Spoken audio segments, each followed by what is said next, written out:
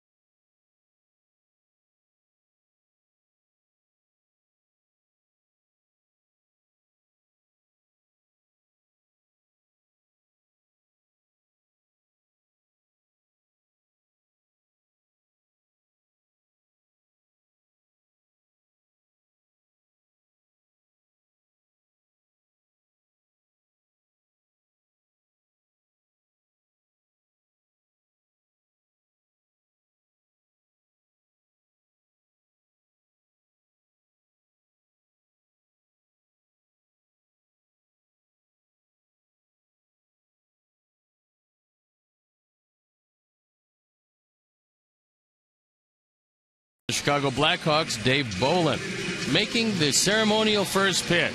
Jake Peavy doing the honors. Well, it's a little high, but it's in the neighborhood. Posing for a picture. A nice moment.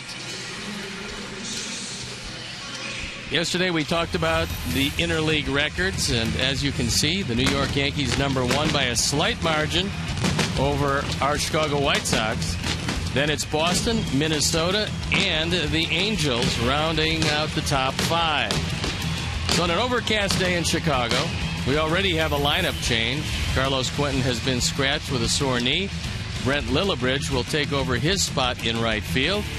And Mark Burley, with a 23-6 lifetime interleague mark, will go to the mound.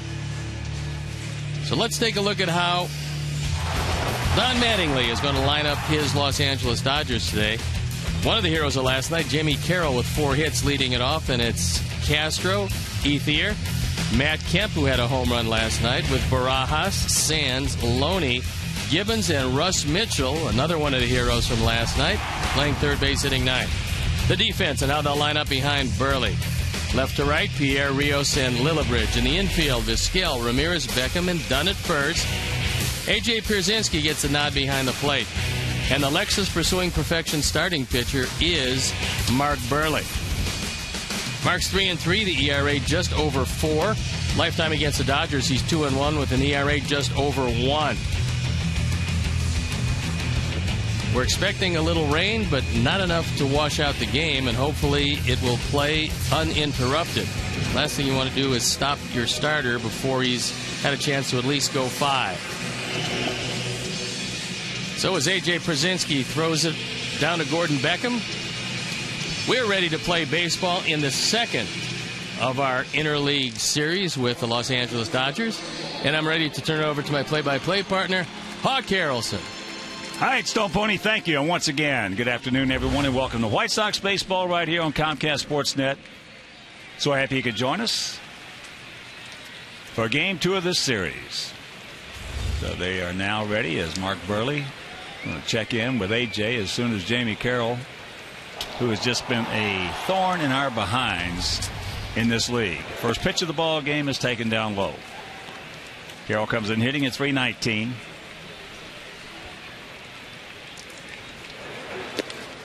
And here's a strike.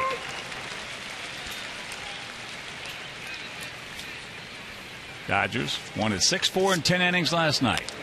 As there's softly hit to the right side. And that's out number 1.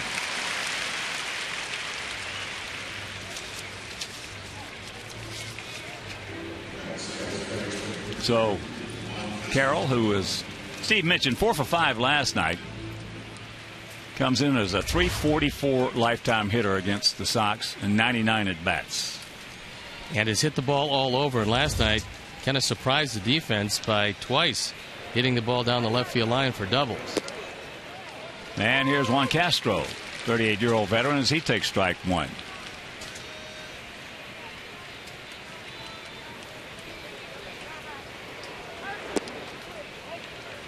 Castro came into the ball game last night late because Juan Uribe is out. He hurt himself on a dive last night. And there's a base hit into right center field. Take a look at the umpires for today's game. Adrian Johnson behind the plate. Fieldon Culbreth is at first. Gary Cedarstrom, the crew chief, is at second. And Lance Barksdale, who had the plate last night, is at third.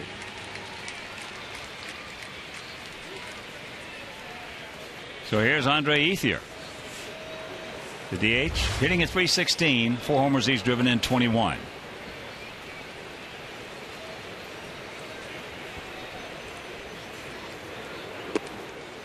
First pitch strike.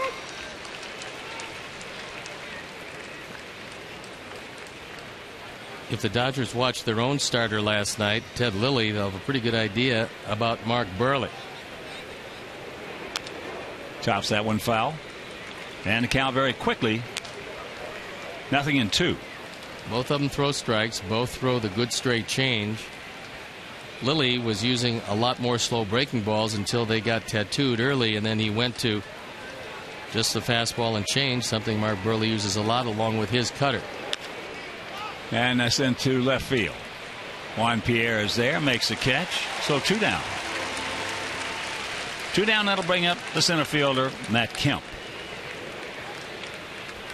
Kemp come in at .324, 10 homers and 31 driven in.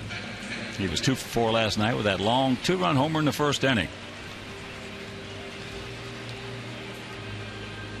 And Phil Lumber threw the ball exceptionally well again last night. The one mistake he did make with first base open, getting the ball close enough to Kemp for him to ride it out of the park.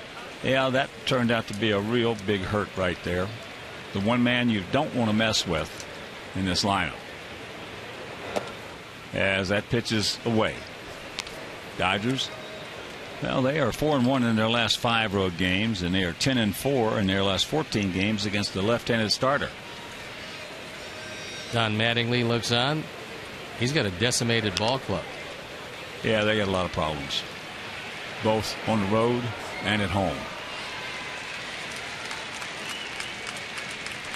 See Rod Barajas, who's getting the start. There's Ted Lilly, who pitched last night. Casey Blake not able to play. Rafael Furcal not able to play. Clay Hillman, the guy at the bottom of the screen, the bench coach, former manager of Kansas City. 2 out and a 1-1 pitch. Changeup. Way out in front.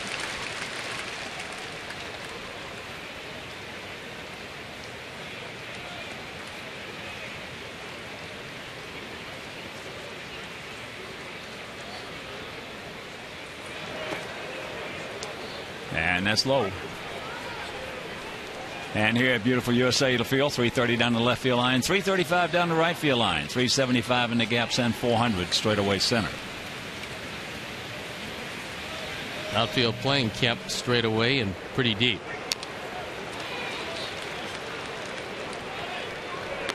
Count hangs at 2-2. Dodgers come in at 10-11 on the road. They are 11-14 at home.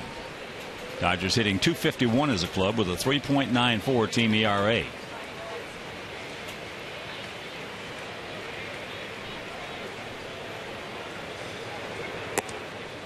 And a full count.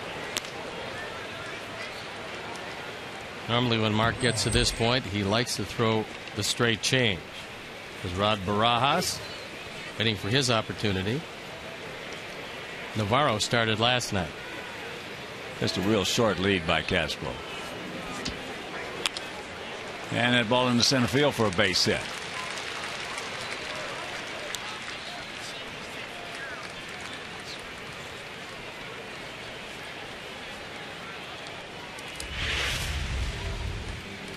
He stayed away from him. He does throw a straight change, and good plate coverage on the part of Kemp. This is not a strike, but with a full count, you got to be protecting, and that's a good piece of hitting. So here's Barajas. Hitting at .229, 7 homers. He's driven in 15. Last year with the Mets and the Dodgers, hit 17 homers and drove in 47.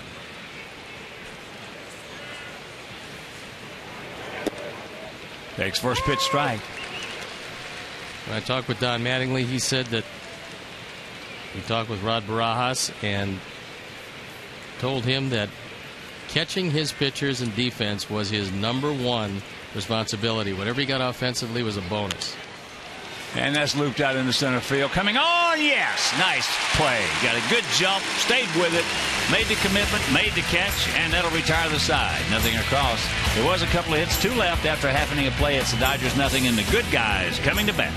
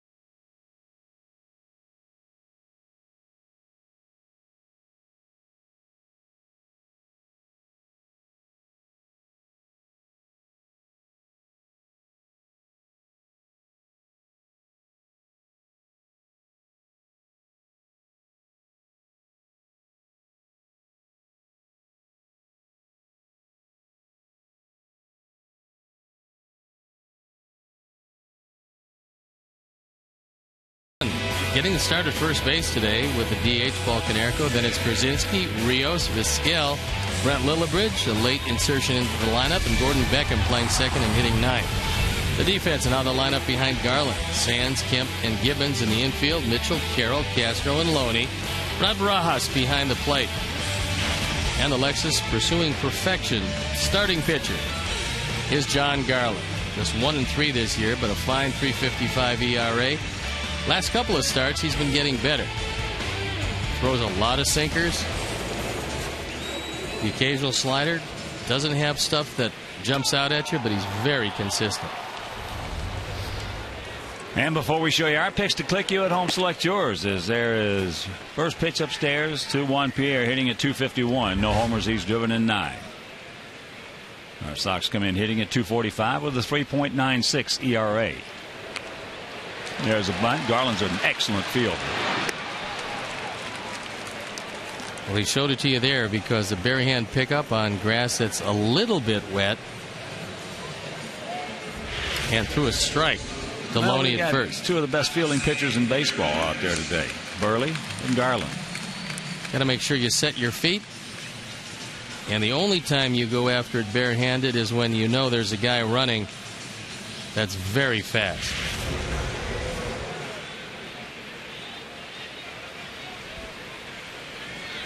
So here's Alexei at 262. 5 homers, 16 knocked in. When John was wearing that White Sox uniform, he had his best performances and his best games when he would pitch right-handers inside.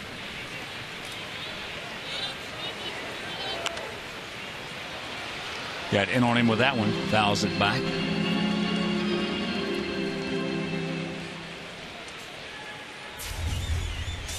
Take a look at his numbers with the White Sox. And he was an excellent pitcher for them.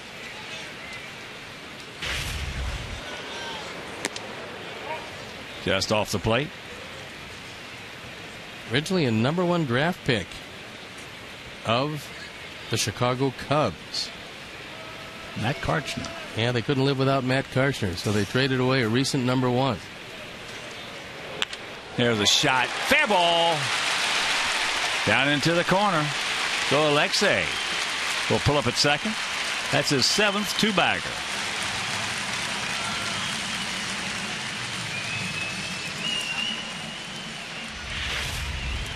After going inside a lot of the at-bat, Garland gets one up and out over the plate, and Alexei just smokes it. You can see Mitchell well off the line. And that ball rattles around in the corner. Sands will get it back in, but not before Alexei puts himself in scoring position. So here's Adam Dunn. He is 5 for 12 lifetime off Garland with a couple of homers, and that's why Stone Pony took him. Indeed.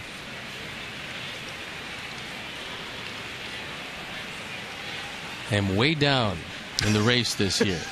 Way down. Way down. But I've been consistent. I've been down over all of our broadcast affiliates. That pitch is fouled back.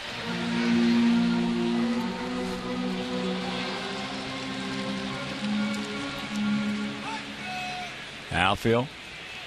Matt Kemp deep in center, for the most part straight up and spread out.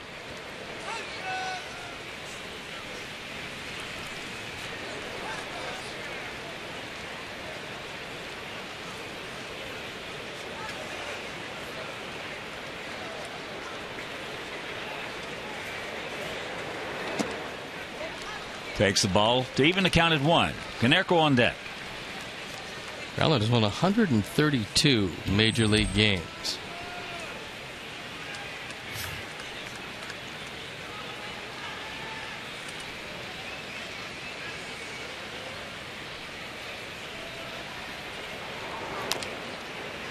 Little breaking ball, he flips in there, and that's chopped foul. His 2 best years were right here in Chicago in 05 and 06. 18-10, 18-7 in 06.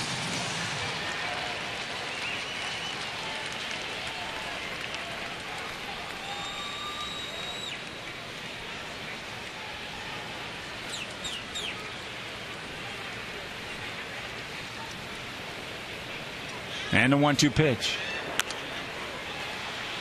Got him on the fist. He fouls it back.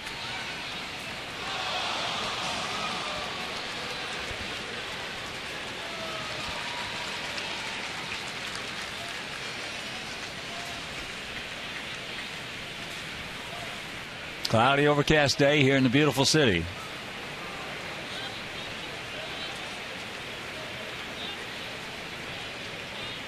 With a few scattered showers anticipated.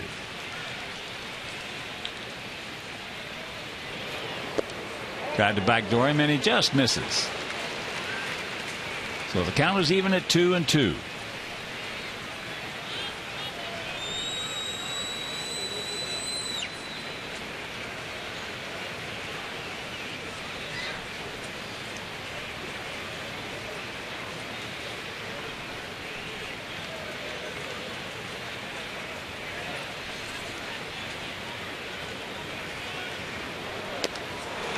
Breaking ball down and in. 2 down. So with 2 out, let's check out our picks to click this afternoon. Jimangio, our director and the crew, went with Alex Rios, Stone Pony, going with Adam Dunn, and Jane Nightingale, our newly graduated nurse. Jane Nightingale and I are going to go with A.J. Pierzynski. Nightingale's a nice name for a nurse. Isn't that? Very nice. So here's Paulie hitting at .298, 10 homers and 32 driven in. Paulie was 0 for 5 last night.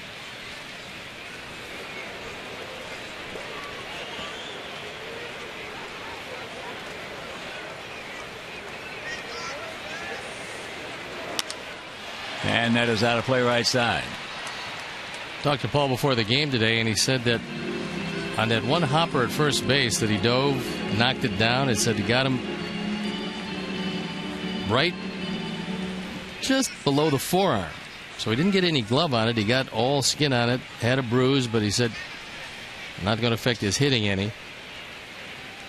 And as he said before the season started, he wanted to get Adam Dunn some play at first base, and so today was a good day for it.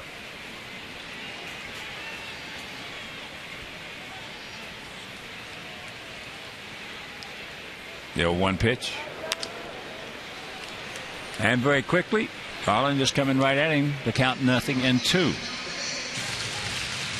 Well, Paul in his career here has played with a lot of pain, especially in the hands. And now this year with the wrist, and he's been hit in the wrist twice.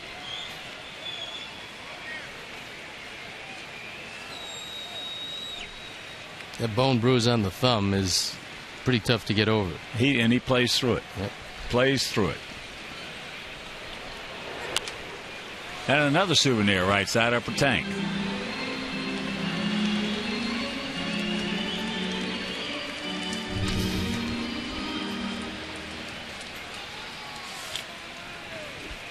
If you missed the opening, Sox coming in with the second best interleague record, only behind the Yankees. Yankees 144 and 103. Our Sox are 143 and 105. And there's a base hit.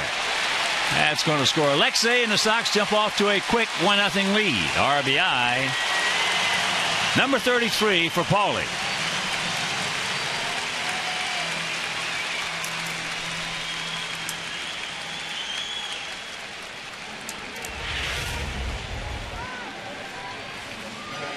Garland tries to stay away. He stayed away the entire at bat, only this time got a little too much of the plate. Well, that's just a great piece of hitting right there. Paulie, that's what he's doing. He's taking what they give him. If he tries to pull that pitch, it's going to be a little too hopper to the shortstop or back to Garland, one of the two.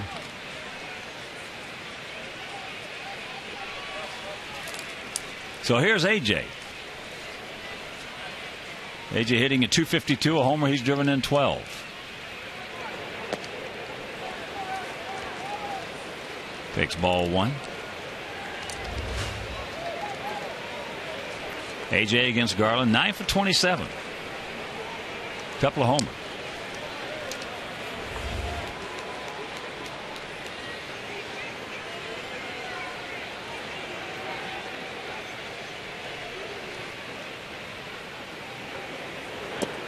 Jacks it up and takes ball 2.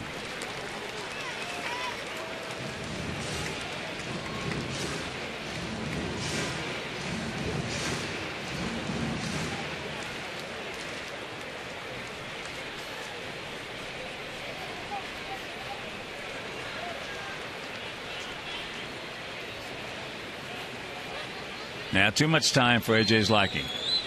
Garland moves along very quickly until he gets runners on, and then he slows it down.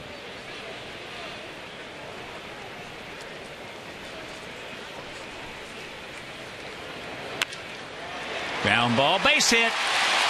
Foley's going to now make the turn, and he will move into third. So runners at the corners with 2 down, and that'll bring up Alex Rios. Don't stop now, boys.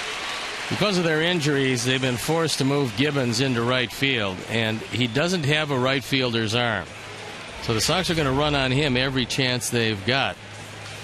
When you see Paulie going from first to third, you know that scouting report has preceded him, and he gets into third base easily. So here's Alex hitting at 204. 3 homers. He's driven in 10.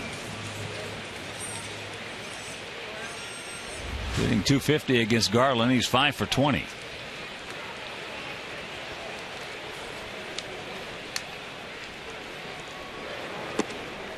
Takes strike 1 right there.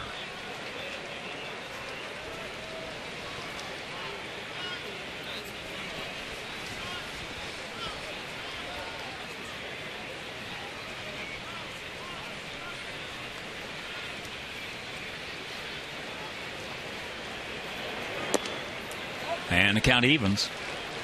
Vizquel on deck.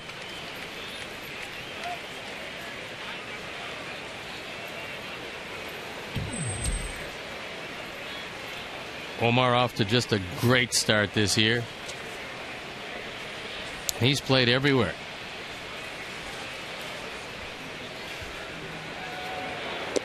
Good check right there. And the count 2-1.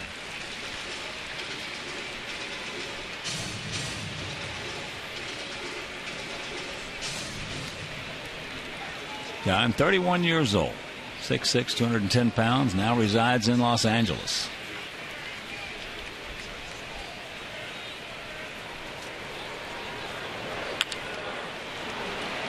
Right to Castro, and that'll do it. But the Sox come up with a run on 3 hits. No errors, they strand 2, and after 1, it is 1-0 good guys.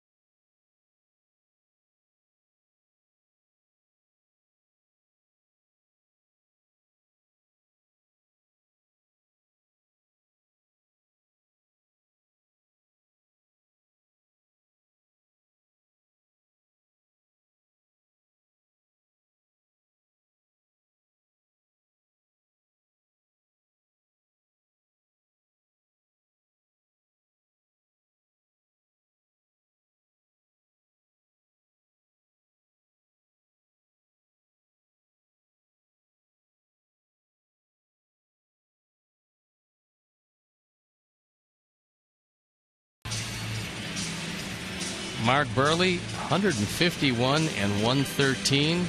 John Garland, 132 and 117. Burley with more strikeouts. And first pitch to Sands. Jerry Sands, breaking ball strike. Sands hitting at 200. No homers. He's driven in 11. That ball into left center field. Sands a good-looking young player. He's just 23 years old. Last year with 2 teams in the minor leagues, had 35 homers and drove in 93. The Dodgers feel that he's going to be an everyday player. Just a question of finding a place to play him. He's getting a chance now because of all the injuries. But at his age, with his ability, he does have a chance to play a long time here. He's a big guy. 6'4", 220 pounds, out of Clayton, North Carolina. So here's James Loney. Takes ball one. Loney had a big double last night in the 10th inning, drove home a run. Part of a 3-run 10th. He was 1 for 5 with that RBI.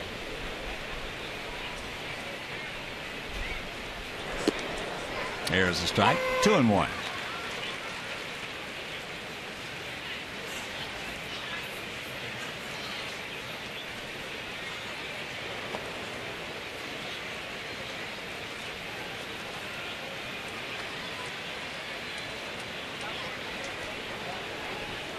And the 3-1 pitch. Pops him up. Collects it. 2 down.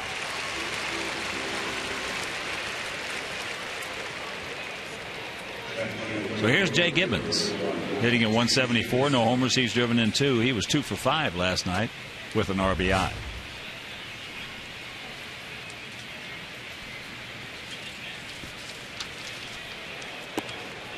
Takes first pitch strike.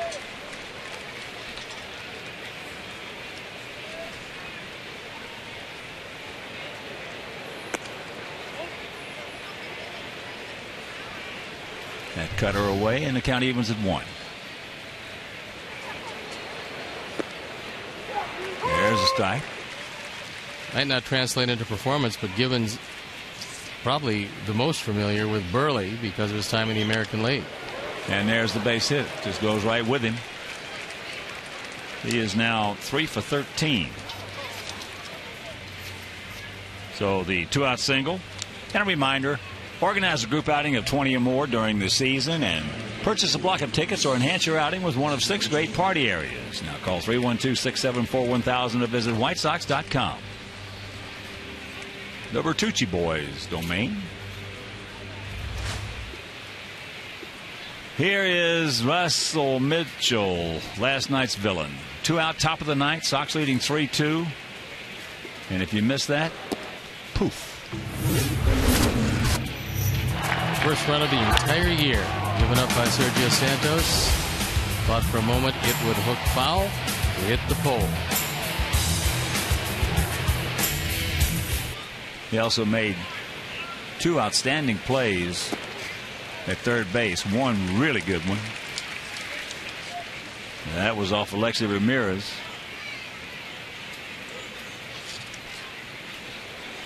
In the 10th inning. If he doesn't get that one, it opens the door for a very big inning, as it was. Still brought tying run up. As it was, it shut the door for the most part. As Omar makes the play, and that'll retire the side. Go to the bottom of the second. Sox leading 1-0.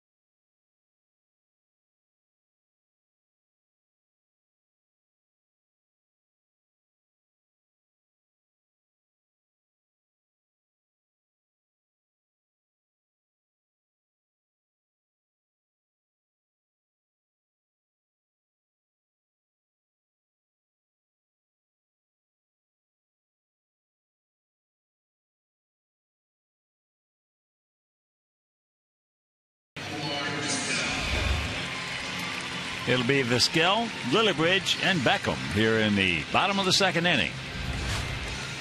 1-3-0 for our guys, 0-3-0 for their guys. Omar hitting at 340. Takes first pitch strike from John Garland. And he shows bunt just enough to make sure that they're in at the corners.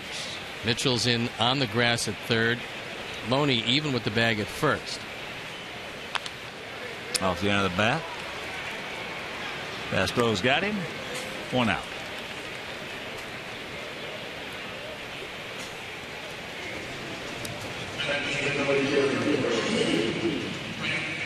And you can experience White Sox baseball year-round and schedule Southpaw for your birthday party, wedding, holiday party, festival, and block party 365 days a year.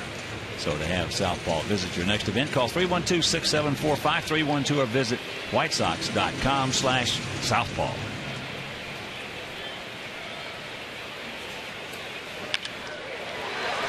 There's a bullet base hit by Lillibridge.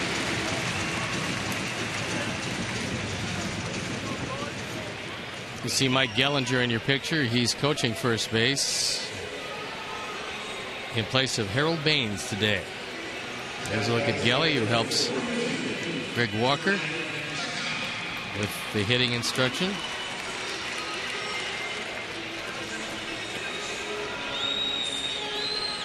That'll bring up Gordon Beckham. Had a big 2-run homer last night. That put us on top 3-2. That held up until 2 out, top of the ninth when they tied it.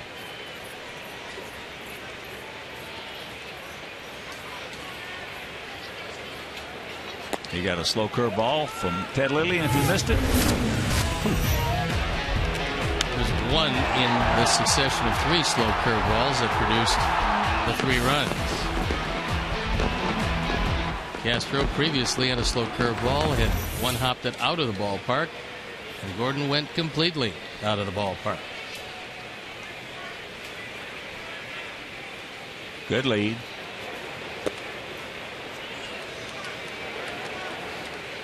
This would be a difficult combination to run against. Garland fairly quick to home plate. He does bury his looks to first, but Barajas a good catch it and throw it guy.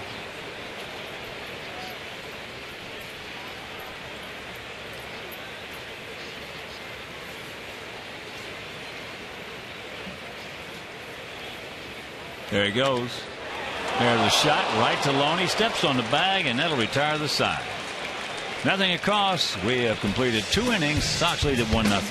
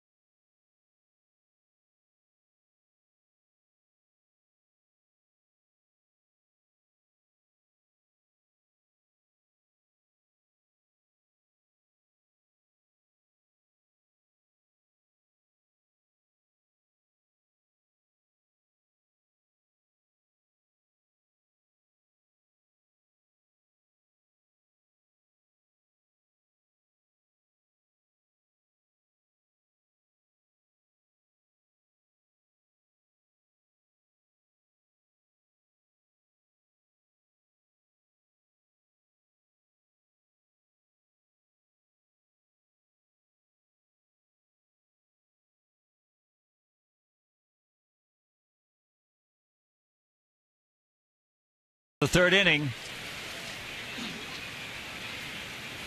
Sox with a run on 4 hits. Dodgers no runs on 3 hits. It'll be Carroll, Castro, and Ethier. First 3 in the Dodger lineup. And there's the strike. Carroll. A little soft ground ball to Beckham at second.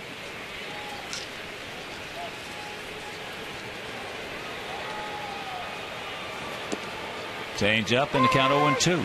Outfield playing him as an opposite field hitter. So you just as soon not cut the fastball in on his hands too much. Trouble. Can't get him. Great play by Burley. I didn't think he had a chance even to get it over there, and he just missed him at first base. Carroll's going to find a way to get his hits against us. It's amazing. Really is. Left-hander has to get ready to throw it as he's going to get the baseball. And Mark was turning. You see him there turning before he gets the ball. And just misses him by a step at first. Pick him off. Here's Castro. Fakes the bunt. And takes the ball.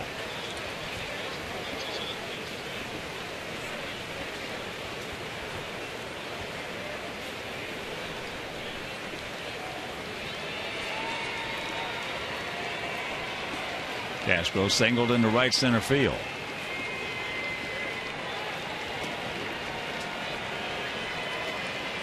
Jamie Carroll is 4 for 4 in stolen bases. Dodgers are 26 out of 35 in that category.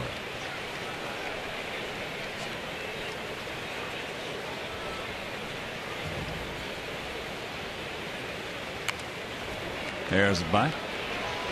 Nobody there. Beckham did not get there to cover, so now trouble of brewing. Well, there's a couple of things that happen on this one, and I think the coordination between Paul would have been a little different.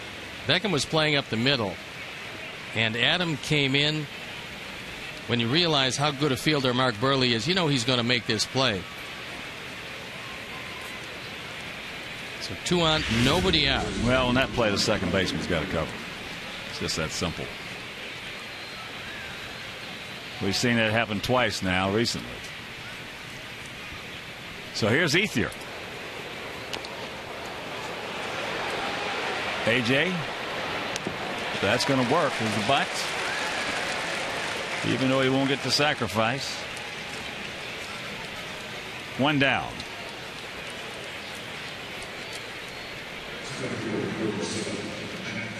Oh boy.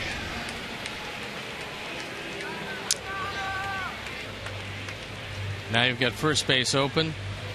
You get a very slow running catcher up behind Kemp. Got to be careful with him. Well, he's the best hitter on the team. He's leading the team in everything. Hitting .327. Singled his first time up. 10 home runs, 31 RBIs.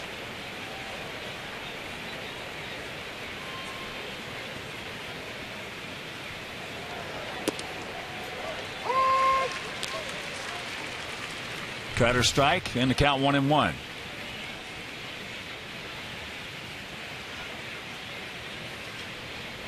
Ducks on the pond, 1 down.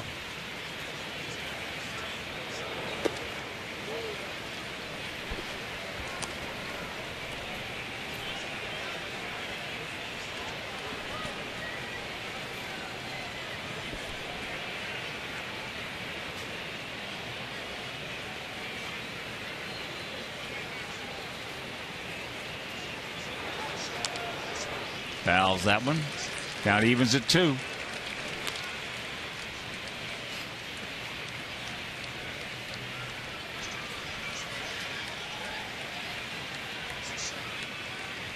Loney hit a 3-2 changeup for that soft single in the center back in the first inning.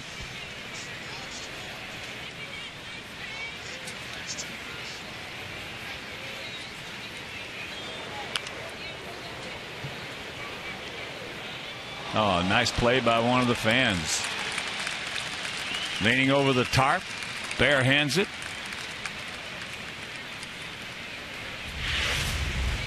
It helps if you have very good fielding fans. Nice job.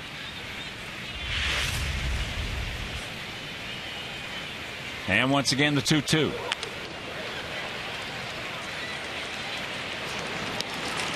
They throw him out, but a gift run crosses the plate, and this game is tied at 1. RBI number 32 for Kemp. Nice play by Alexei up the middle.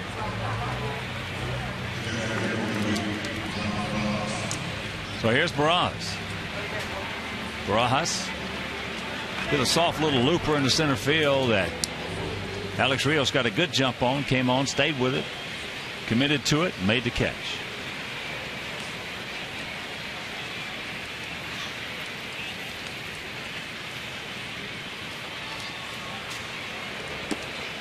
First pitch strike. 1-5-0 for them, 1-4-0 for us. We're in the top of the third inning if you're just tuning in.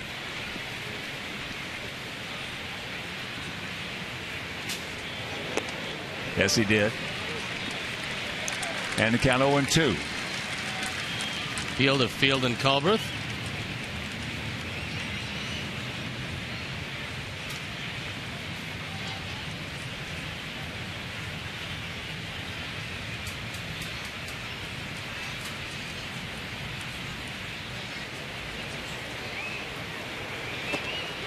He gone. So we give them a run, and they tie it at 1.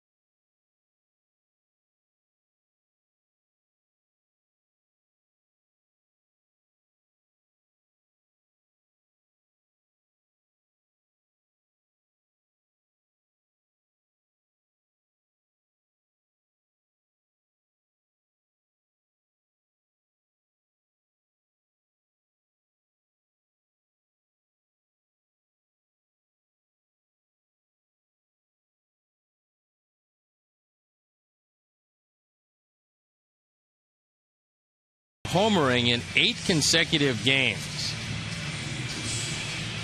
You can ponder that. We'll get back to you with the answer a little bit down the road. One of them's in the ballpark today. Yes, he is. In an authority position. I saw those 8 home runs. He did. Yeah. Juan Pierre will lead it off.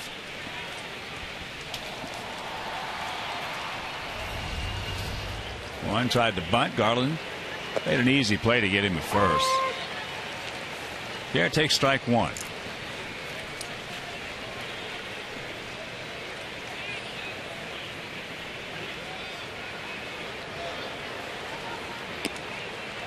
Breaking ball.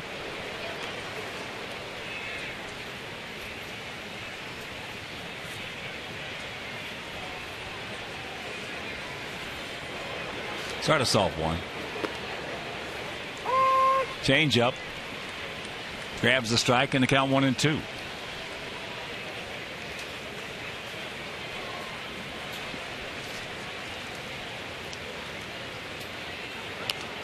Fouls that one back. And a reminder, Saturday, June 11th, well, that's Rat Pack Night and Fireworks presented by Palmer House Hilton. Sox take on the Oakland A's at 6:10 and enjoy postgame fireworks presented by Palmer House Hilton. For tickets, call 866-SOX-GAME or visit whitesox.com.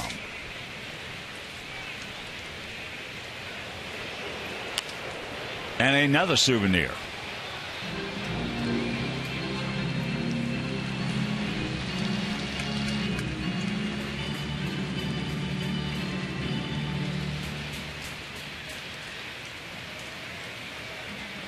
Garland looking around to check his fielders to make sure that they're in the spots they talked about before the game.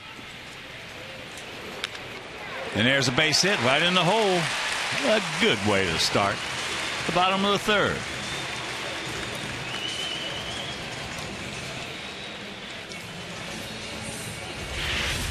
You ever seen that batting average steadily climb?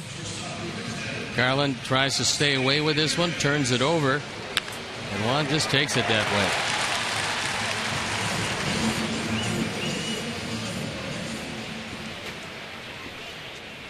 So here's Alexi.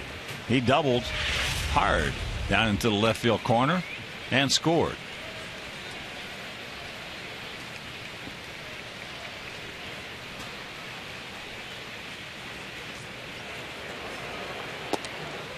Not a good effort at all. Jabs at it. And the count 0-1.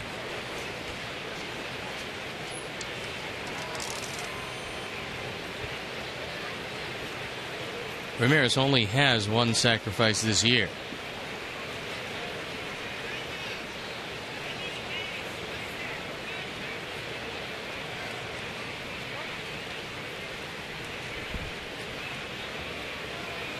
Well, in this game, you know what guys can do. You got to find out what they can't do, and then don't ask them to do it. Alexi needs a little work on that aspect of his game.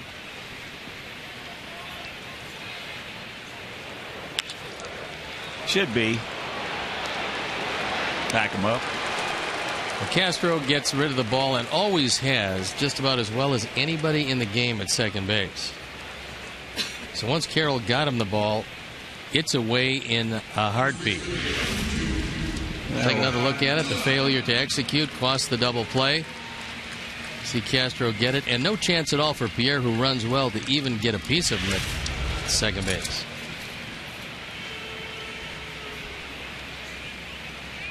So here's Adam Dunn. He struck out his first trip.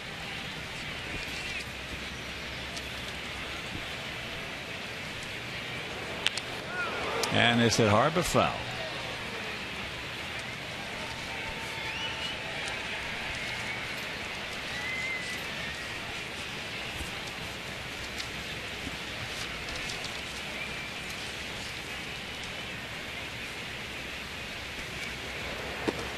There's the strike.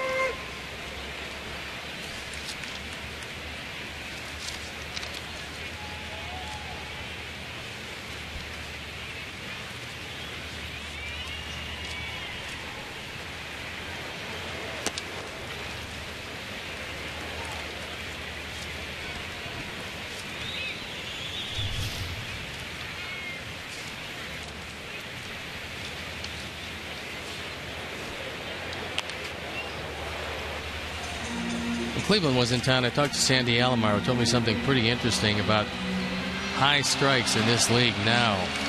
He said if the catcher moves back a little bit further than normal, he will get more high strikes called because the ball will settle as it comes to him. So those guys that are up close probably won't get that same pitch. Sandy was a good one. Gets him.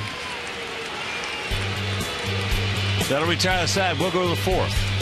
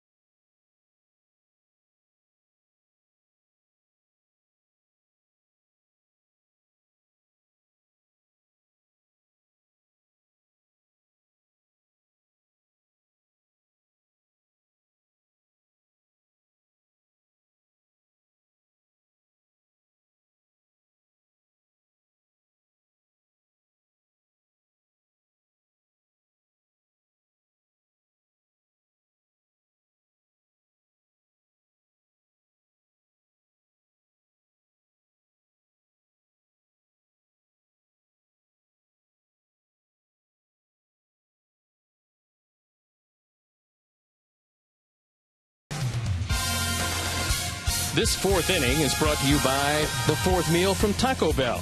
Open 1 a.m. or later.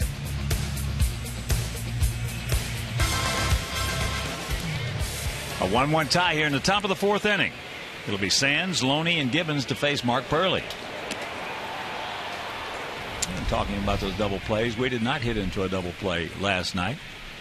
But counting last night in the previous 9 games and today. So that's 10 1/3 games. And to count 2-0. In the last 10 1/3 games, we have hit into 20 double plays.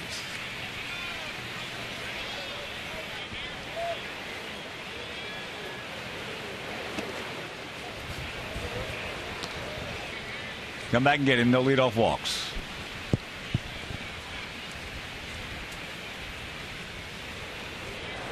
There's one.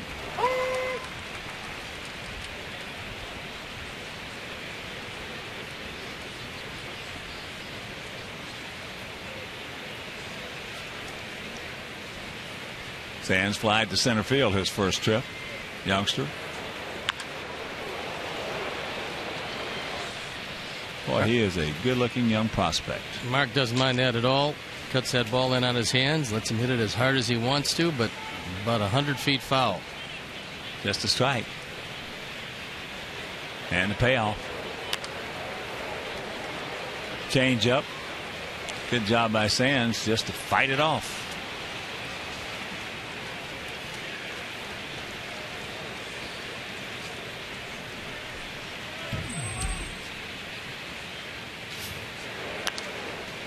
And that's another souvenir right side.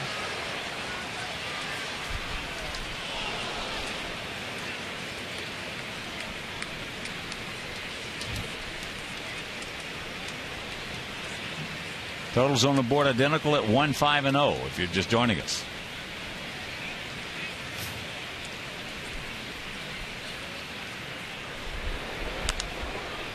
High, foul, and in the seats. Sometimes you get a little lucky in the draft that's just coming up. Jerry Sands was selected in the 25th round of the 2008 draft. Showed that he could hit the ball out of the ballpark. 35 homers for a 22-year-old is not bad. Oh. 2 teams last year in the minor leagues. And that's into center field. And that's 1 out. And a reminder, the Ozzie plan includes your choice of 13 games, including the BP Crosstown Cup Series against the Cubs and matchups against the Twins, Yankees, and Red Sox. Now, the Ozzie plan is available right now. So call 312-674-1000 or visit whitesox.com.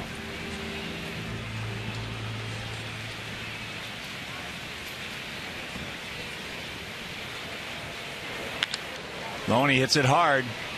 Hits it hard. Nobody's going to get that one.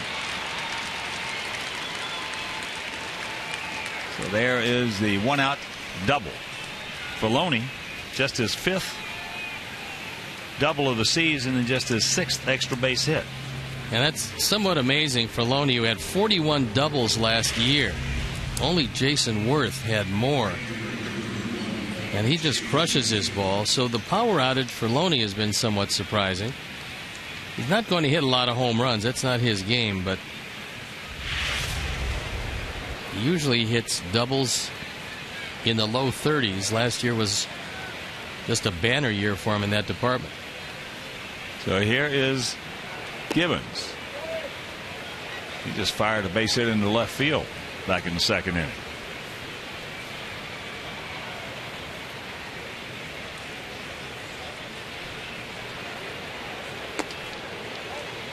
And the count 2-0.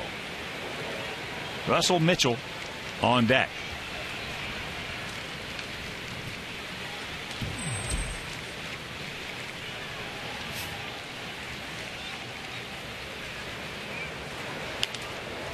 And that's popped up.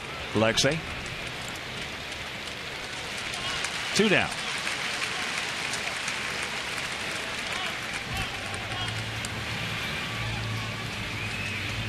So here's Mitchell. He grounded out to Omar. And a finale of the series in this homestand tomorrow. Edwin Jackson against Hiroki Kuroda. So make your plans to be with us, and we hit the road on a long, tough road trip. We go down to Texas for 3, up to Toronto, Canada for 4, and over to Boston for 3.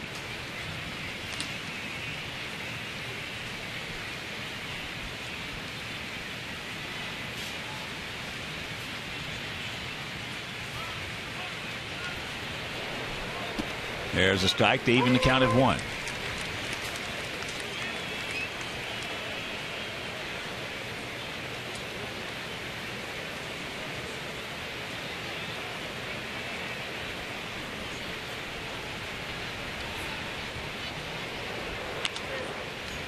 And that's popped up. Alexei hit him on the fist, and that'll retire the side. So he pitches over the 1-out double. We've completed 3.5, tied at 1.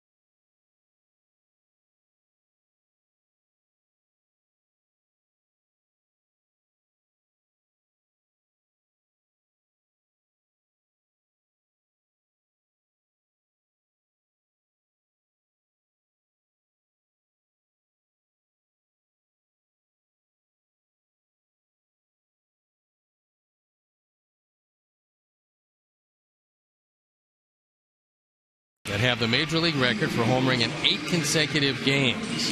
And the answer? Dale Long in 56. Don Mattingly, the skipper of the Dodgers in 87. And Ken Griffey Jr. in 1993. Our AT&T trivia answer. So Paul Konerko will lead it off here in the bottom of the 4th. In a 1-1 tie, Paulie had that 2-out RBI single in the first, knocking in Ramirez.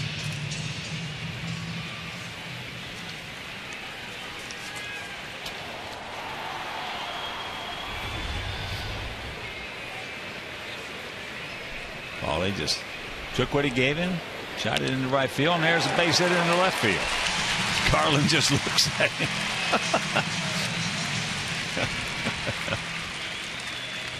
They try to get inside on the first pitch. Usually not something you can do easily.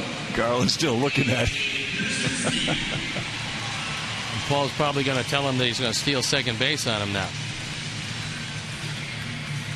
Look at Paulie.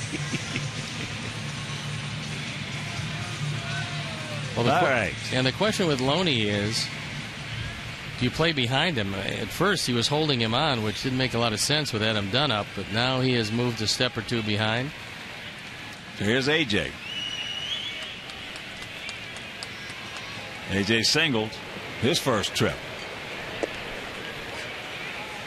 Takes that sinker off the outside corner. Well, let's string about 3 or 4 in this inning.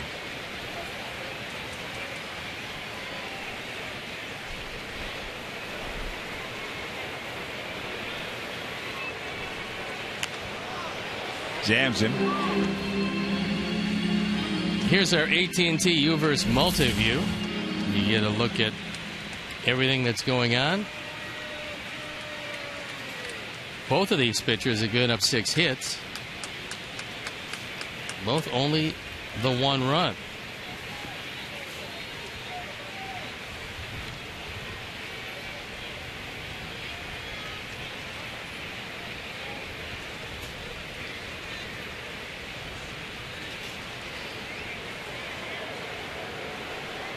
First and 30. AJ.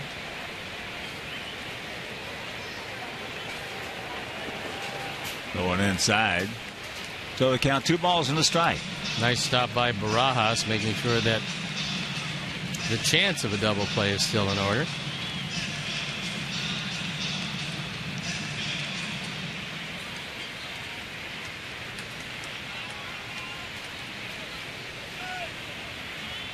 A lot of room on that right side for AJ to hit it through. And that is just foul. Man.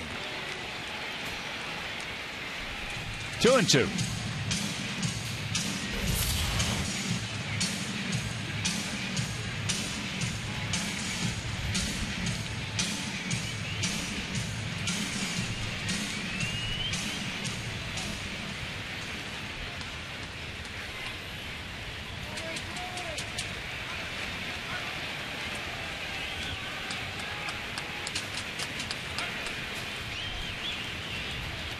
Garland will take a lot of time. Now he's going to back him out again. And then some.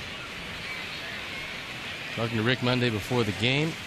It's the difference in these two pitchers. With nobody on, they both move it along. And with runners on, Burley still moves it along.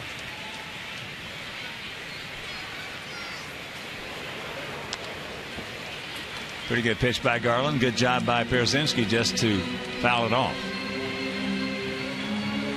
Sox with 1 in the first. Dodgers a gift run. We gave them 1 in the third. Gave them 4 outs, and they took advantage of it and tied it up.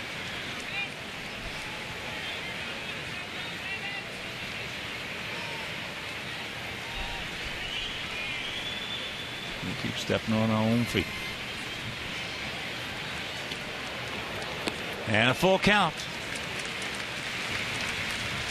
Garland's almost at 30 seconds between pitches.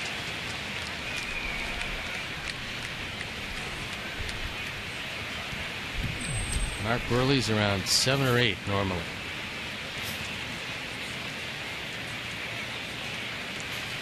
Ball 4 base hit, AJ. There goes Pauly. Watch out.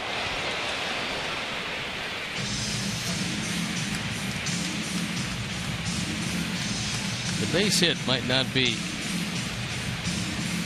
that difficult with AJ swing the bat as well. But the ball 4, he's got 6 of them in 140 at bats. He is a swinging catcher.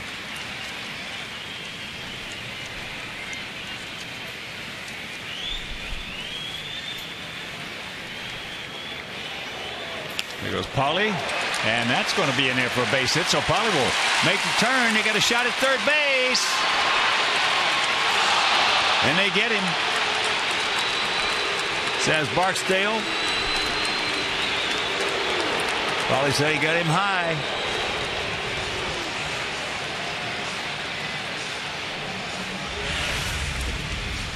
Goes as a base hit by AJ, and Sands with a good strong throwing arm gets it there in time. But the question is, as Paul is asking Lance Barksdale, did my foot get in before he tagged me on the ankle?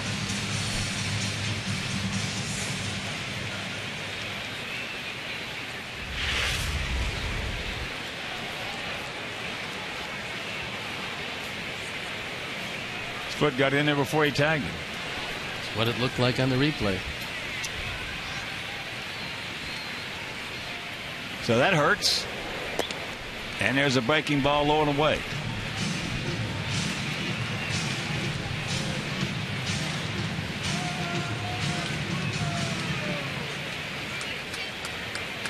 Alex hit a little soft ground ball to second in the first inning.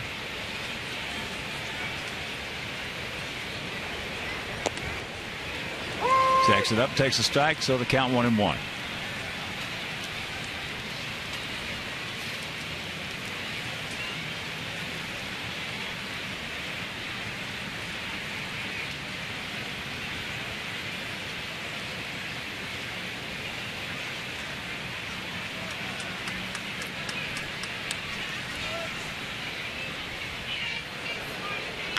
That ball hit deep.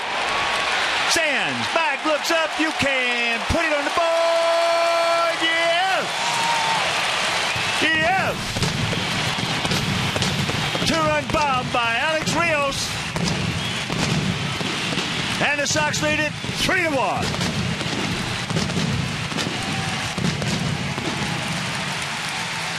Three straight hits, and that one a towering fly ball. And Alex Rios has hit his fourth, driven in 11 and 12. The Ford home run replay. A sinker that didn't sink very much. Tried to get it inside and couldn't. And a two-run lead. Wasn't no stretch in that one. And here is Omar. That's the fifth home run that Garland has thrown this year.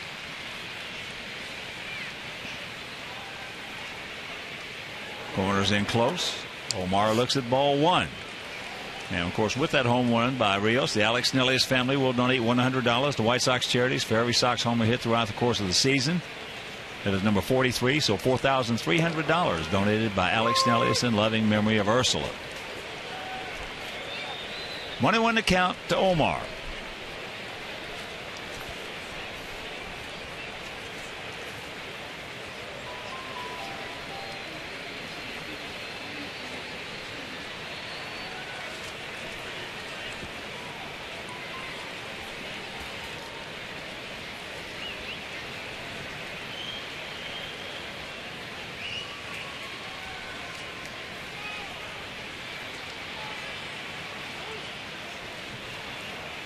Now there's nobody on base, and John Garland can't get the signs from Barajas.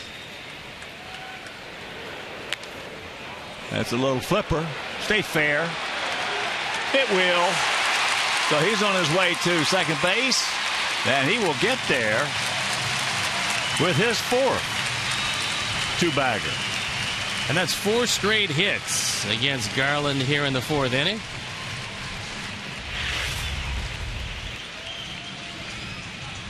Tries to get inside. Doesn't get there. That ball well fair. And a chance to add another run or so to this lead. Don't stop now, boys, as here's Lillibridge. He ripped a single in the left field his first trip.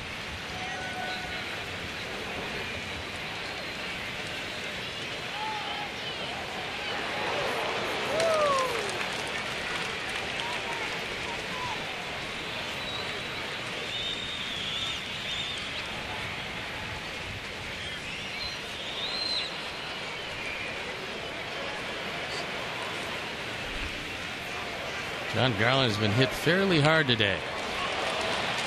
Great idea. Unfortunately, it trickles foul. Yes, it was. Stays fair. He gets it fair. Of course, Garland is such a good defender. So we talked about earlier in the game, if you're just joining us, two of the best fielding pitchers in baseball out there today, and Mark Burley and John Garland.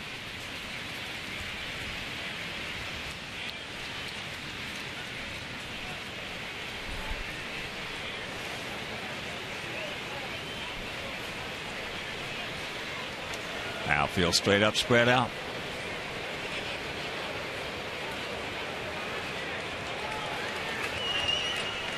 Well, a lot of times it's not the pitcher, it's the catcher. Most of the time it's a pitcher, but a lot of times it's a catcher. And that hit him.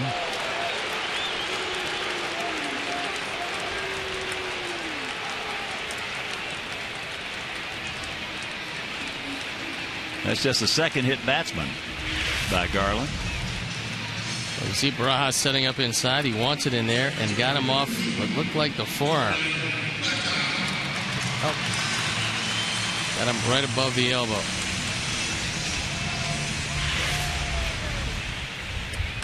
So here's Beckham. He lined hard into a 3 unassisted double play.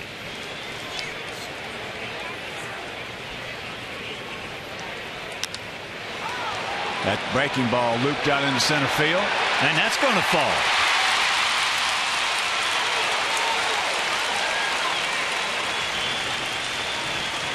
Sacks packed with Sox, one down, and Juan Pierre coming to the plate. 10 hits in 3 1/3 innings as Gordon takes this little slider, hits it off the end of the bat. But because Kemp was as deep as he was, couldn't get to it, and it loads him up. Omar right there realizing that that ball's going to fall.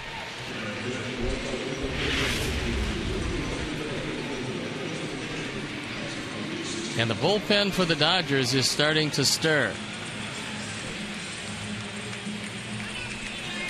John Garland not fooling too many people here today. So here's Pierre. 1 for 2. Last time up, shot a single in the left field, right in the hole. Mitchell in on the grass, several steps. And that pitch taken inside.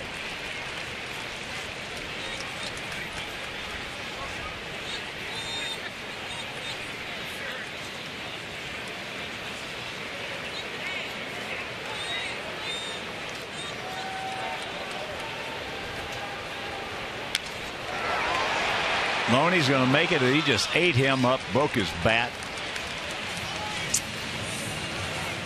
2 down.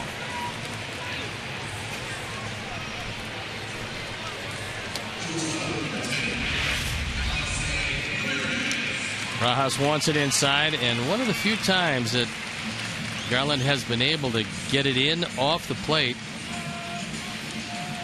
Juan can't get much bat on this. That's a Doc Edwards shot. So here's the 8th man to come to the plate. Alexei. He's 1 for 2. Takes that cutter outside. Alexei doubled and scored in the first, hit into a 6-4-3 double play in the third.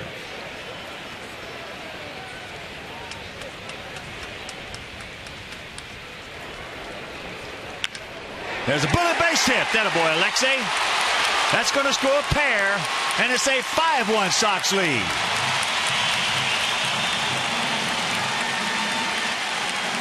Big 2-out, 2-run single. RBI 17 and 18 as Ramirez is now 2 for 3. Garland throws another breaking ball. This one doesn't do much. It just kind of spins in the middle of the plate. Alexei takes it right by Mitchell, who was over close to the line. And it's a 4-run lead. So here's Adam Dunn. Sox bat around here in the bottom of the 4th. Adam 0 for 2 with a couple of strikeouts. He has had a good pitch in each of the first 2 at-bats to hit and fouled it back. And he had a good pitch to hit right there and fouled it back.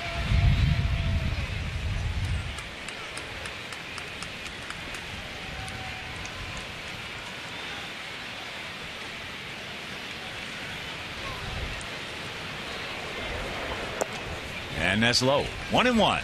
Big pitch coming up to 1-1. Troncoso throwing. They just brought him back from the minor leagues.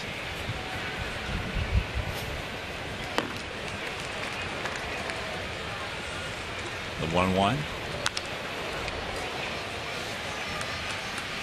So once again, Adam got to cinch it up and hunker down in the hole 1 and 2. Oh, what a big hit by Alexei.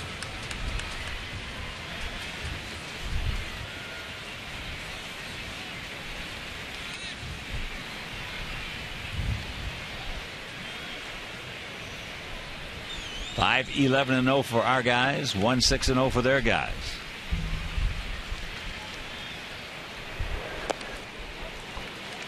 Just off the outside corner. Now Rojas wants another little confab.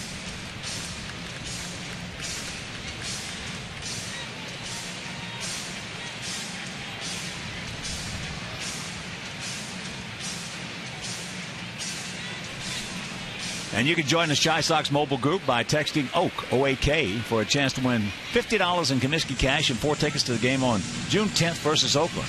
Shy Sox mobile users get special offers, exclusive deals, contest info, and great prizes. Joining is free, but message and data rates may apply, so text OAK to Shy Sox 244-769 to be entered to win.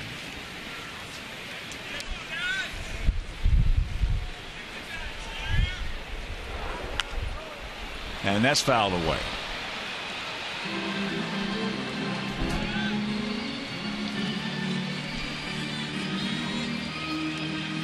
Sox trying to tie this series up at a game apiece. Dodgers won last night. They tied it at 3 with 2 out, nobody on. In the top of the 9th inning, the home run by Mitchell. And then they scored 3 in the 10th to win it 6-4. Tough beat. And a full count. Paulie on deck. Paulie started this inning off with that base hit, his second of the game.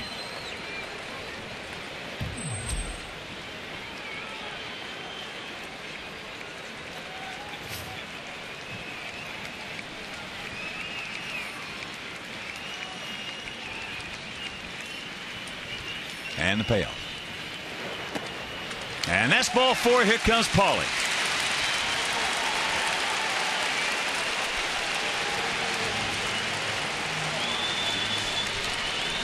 Rick Honeycutt going over to talk with Don Mattingly.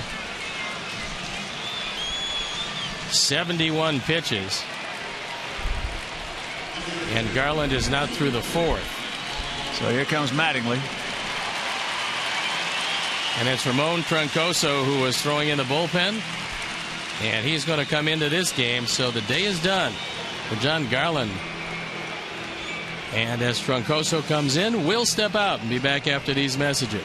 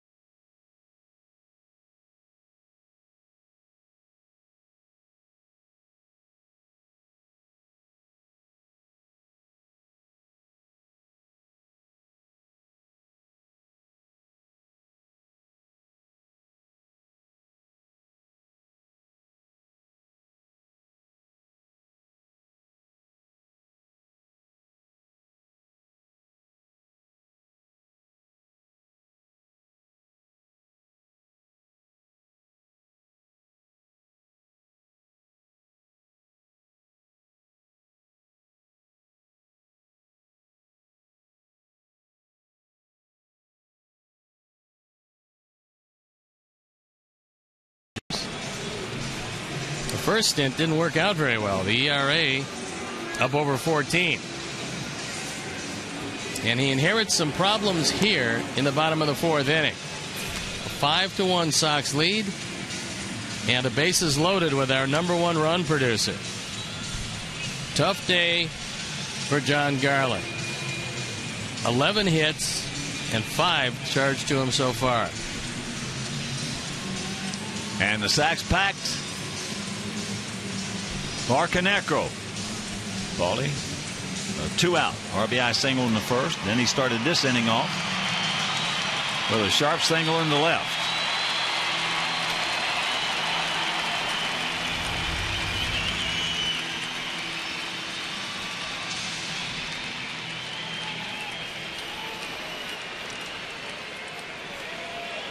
All right, Paulie, one more time. Outfield straight up, spread out. Ground ball, get through it. Will, yes it will. Here comes 2 more. So Paulie 3 for 3, 3 RBIs, and the Sox lead it 7-1.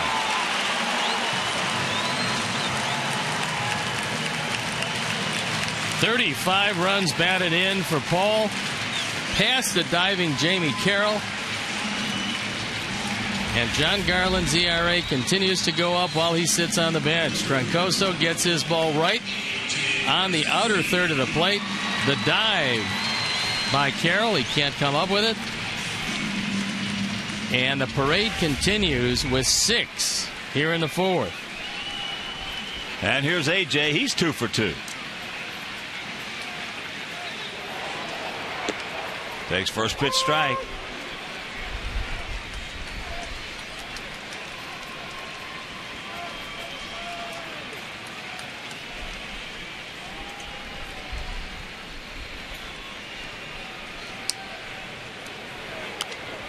And the count 0-2.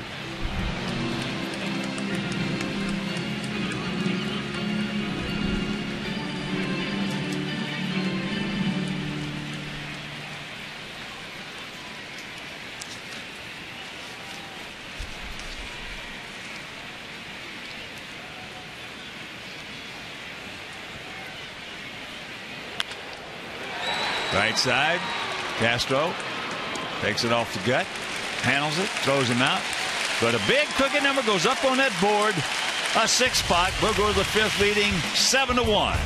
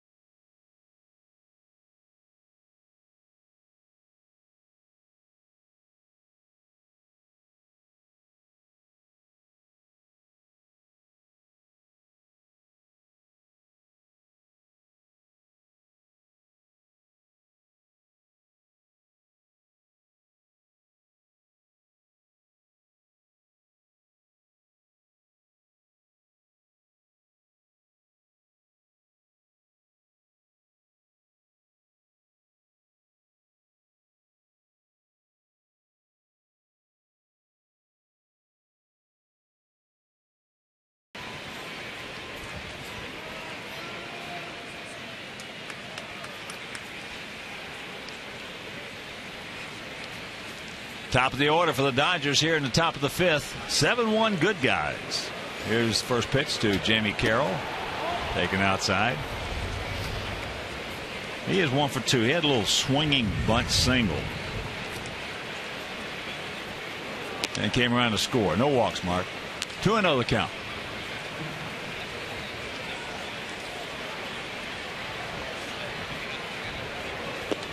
There's one.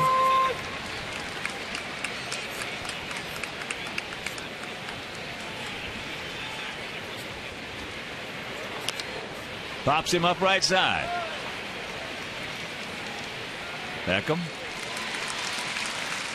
And that's out number 1. And a reminder, you can text Subway to 29653, and if you are the 500th texter, you could win $5 footlong subs from Subway.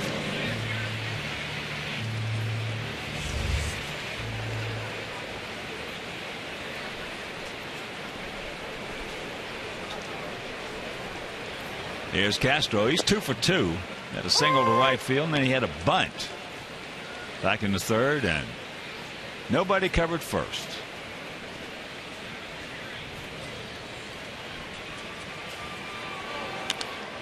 Line shot caught by Beckham. He giveth, then he taketh away. He got about as high as he could get up because that one was ticketed to right center field as Castro was bidding to go 3 for 3. But Gordon timing his leap perfectly. And at the top of it, he hauled it in. Yeah, that's skying pretty good right there. So here's Ethier. He has gone out to left and bounced back to Burley.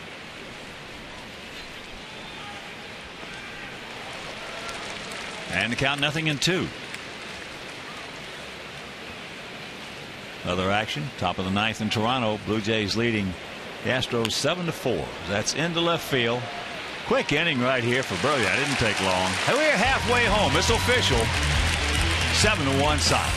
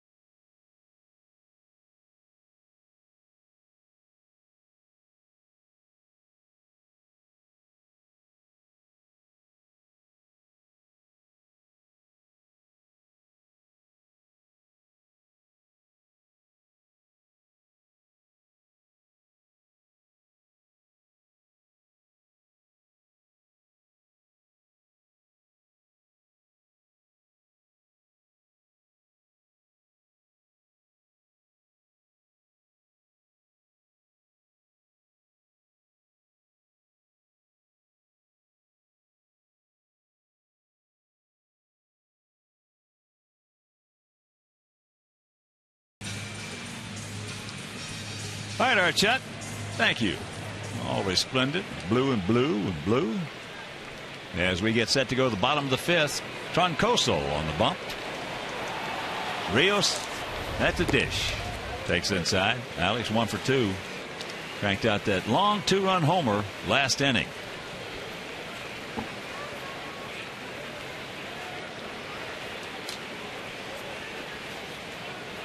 And if you miss that home run, poof.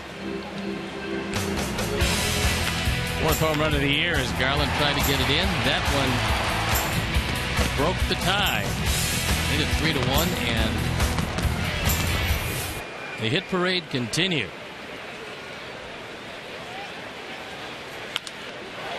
That's into center field. It's going to hang up for Kemp. And it's out number 1. So that'll bring up Omar, who's 1 for 2. That little duck snort double down the right field line.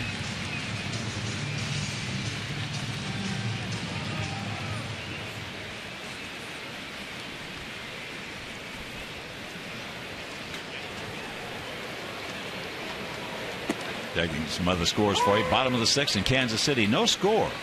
Royals hosting the Cardinals. Made a run. Cincinnati taking on Cleveland at Progressive Field. That's Bailey against Tomlin. Bailey 3-0. Tomlin 5-1. Cleveland last night erased a 4-0 lead. Won that game 5-4. Orioles hosting the Nasty Nats. And that's low and away. Tampa Bay taking on the Marlins. Down at Fort Lauderdale. And Pittsburgh at home at PNC taking on the Tigers. Pittsburgh 21-23. Tigers are 22-22. Pittsburgh murdered them last night. Last night was the National League's night. It was 9-5 overall in favor of the National League in a series that's lately been dominated by the American League, but that was only day number 1 of interleague play. Well, Clint Hurdle's done a heck of a job over there. He's got some talent. Neil Walker's a real good second baseman. That ball into center field. Kemp. Got a star in center field and Andrew McCutchen.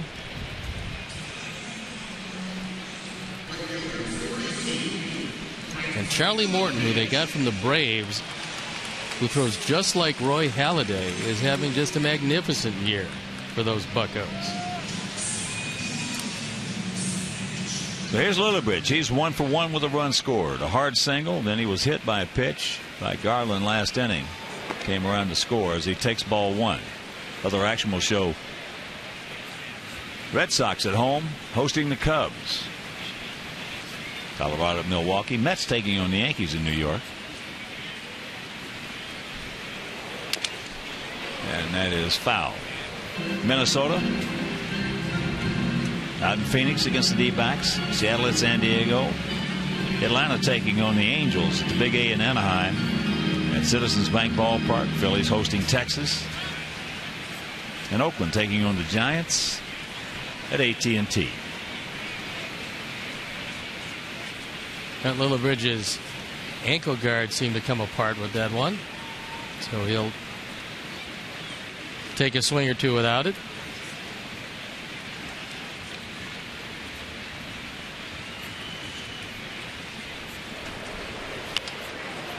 Chopper. Oh, I took a Bolingbrook bounce for him.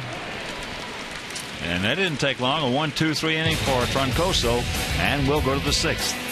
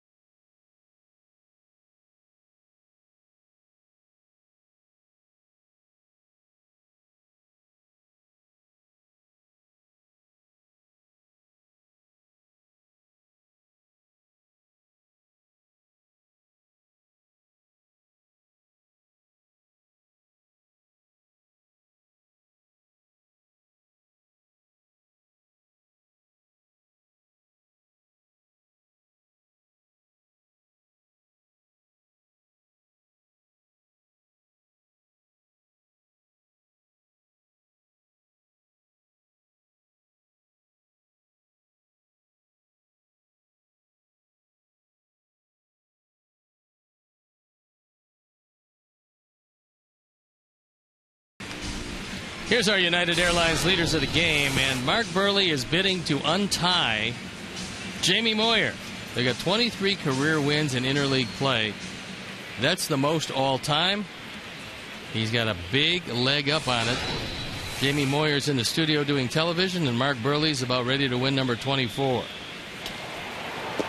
First pitch strike to Kemp. He's 1 for 2 with an RBI. 7-12-0 for our Sox. 1-6-0 for their Dodgers. 0-2 the count.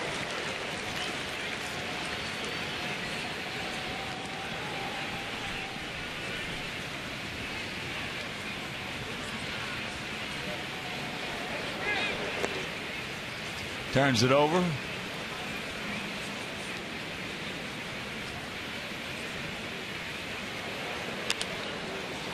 Had him off balance out in front. Just one hands that one out in the left center for out number 1. So 1 out, and that'll bring up Barajas.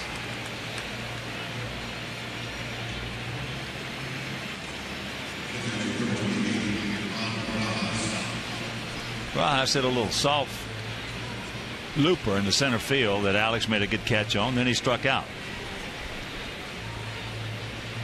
If you're just joining us, 1 home run in the ball game, that by Alex Rios. Konerko 3 for 3, 3 RBIs. Alexei 2 for 3 with a big hit. 2 out, 2-run single.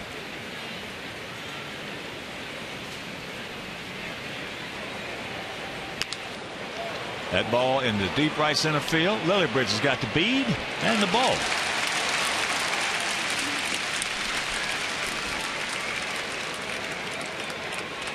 That ball stayed up long enough for Brent to run it down. Boy, he got there in a hurry. He's got tremendous speed. He got there in a hurry. That ball looked like when it first left the bat like it was going to be a gapper. The advantage of Brent Lillibridge is the fact that you can put him just about anywhere on the field and he's going to give you a more than credible effort defensively. Plus, what he gives you with his speed, and this year with his bat offensively. And here's another good-looking young player, Jerry Sands. 6'4", 220 pounds. That's 23 years old.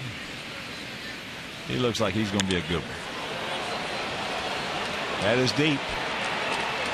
And it is a 7-2 Sox lead. Does a lot of good things at the plate.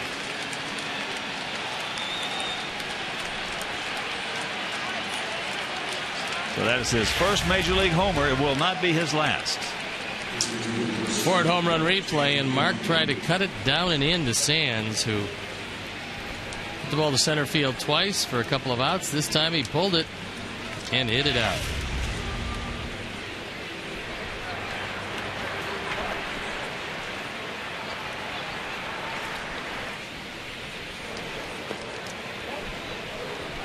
James Loney 1 for 2. Had a double into right center field back in the 4th.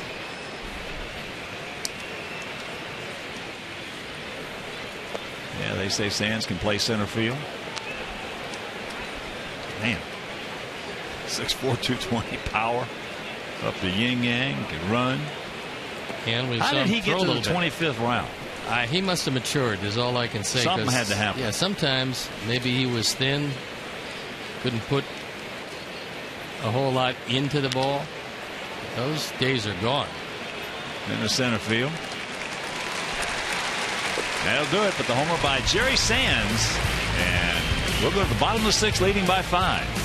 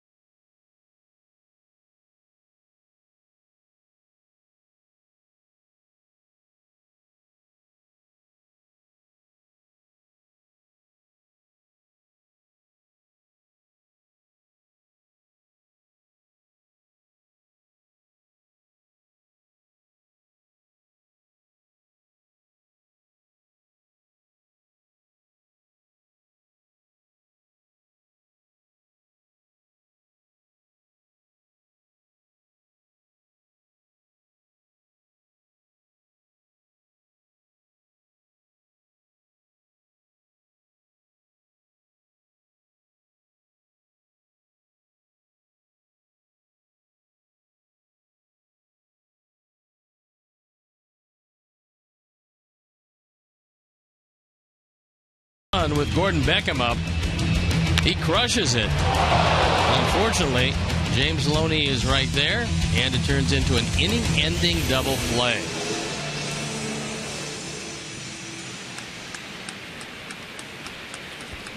Gordon Beckham will lead it off.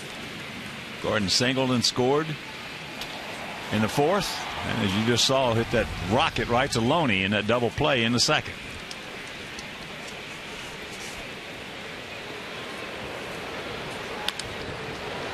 Get through. Oh, look at the play by Castro, but he's going to beat it out. Base hit. Excellent effort by Juan Castro, though. Castro got to it and then threw a lawn dart.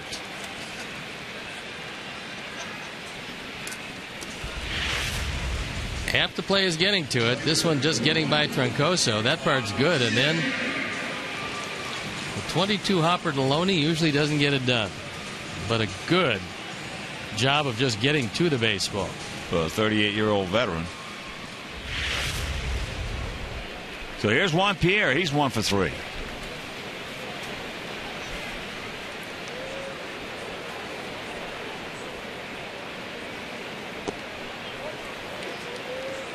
Takes ball 1.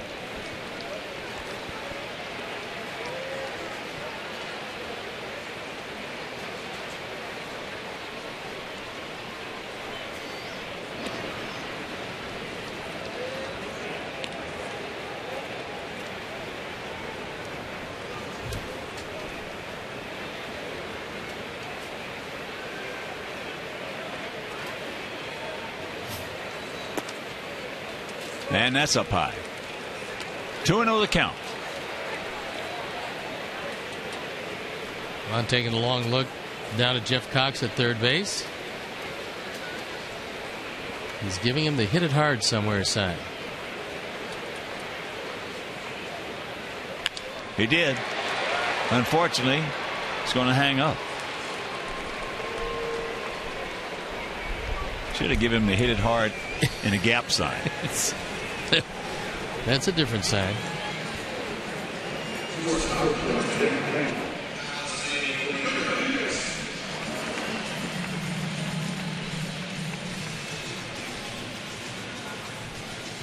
So here's Alexei.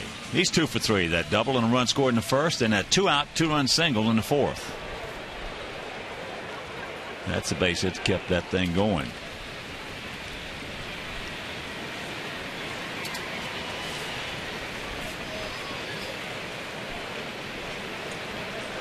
Outfield straight up, spread out.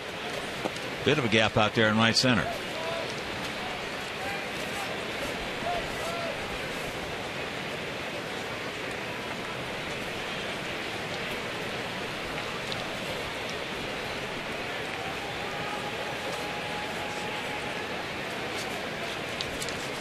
And June 5th is White Sox kids jerseys presented by Pepsi. So come out to U.S. Cellular Field on Sunday, June 5th, as our Sox take on the Tigers. First 10,000 children 13 and under will receive White Sox kids jerseys courtesy of Pepsi. And that's up and in. And the count 2-0.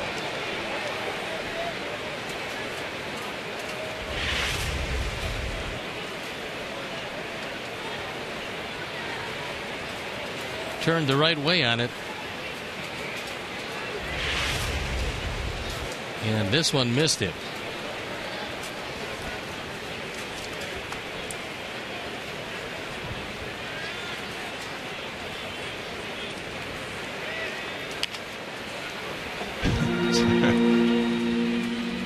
Turned on that one. It fouled, so the count 2-1. Well, they figured he would hit it before it hit him. Well, the other night when he got hit, I'll tell you, I hadn't seen that in a long time. It looked like he was in a log rolling contest. Well, what happened was when they went out to stretch the next day, the entire team was rolling around in left field. And they were rolling around. You were looking at what they were doing, and of course, Lexi couldn't figure it out until finally he realized he was the only one not rolling around in left field. Jackson Miranda, his interpreter, had to explain it to him, huh? Yeah. Ozzie said at first he thought he was dead. Yeah, I thought it too, you know. And then realized that he was going to be okay. Thought he had lost a finger. And that's low and away, and the count 3-1.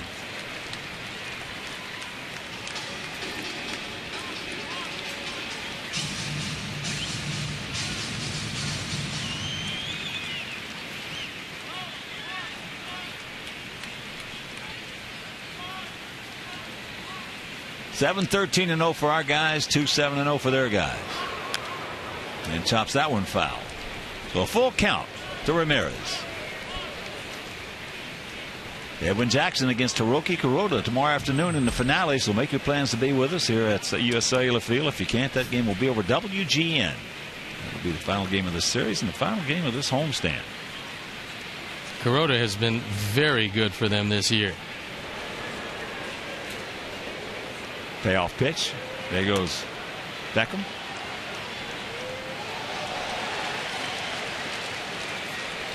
We'll take a look at the matchups for tomorrow and see Kuroda's ERA is at 2.80. An inverse record from Edwin Jackson.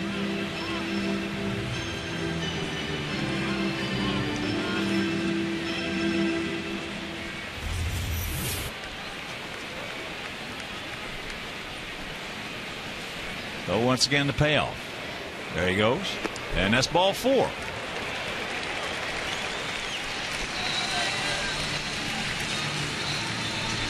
First walk issued by Troncoso. Second by Dodger pitching.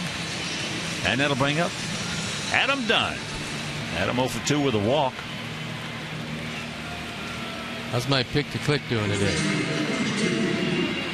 I've been noticing a lot of base hits around this lineup. Well, let's just say you're in third place right now. Yes. You're in the show position. It's okay if there's 100 folks, but then there's 3, it's not so good.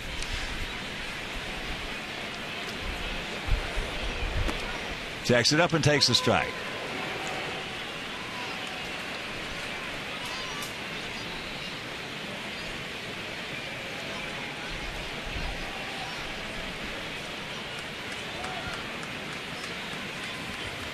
Come on, Adam. Whoa, watch out.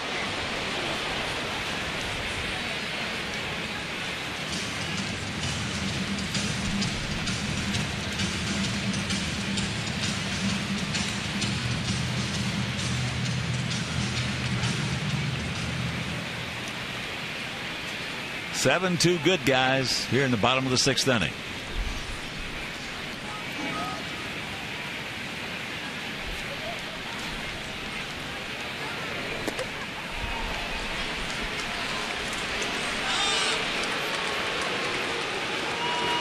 So that is out number 2.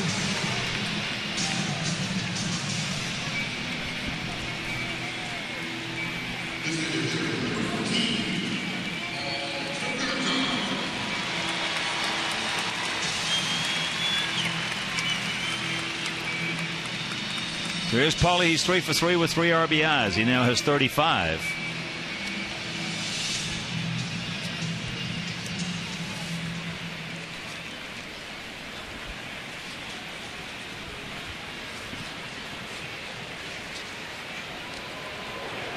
Breaking ball, strike.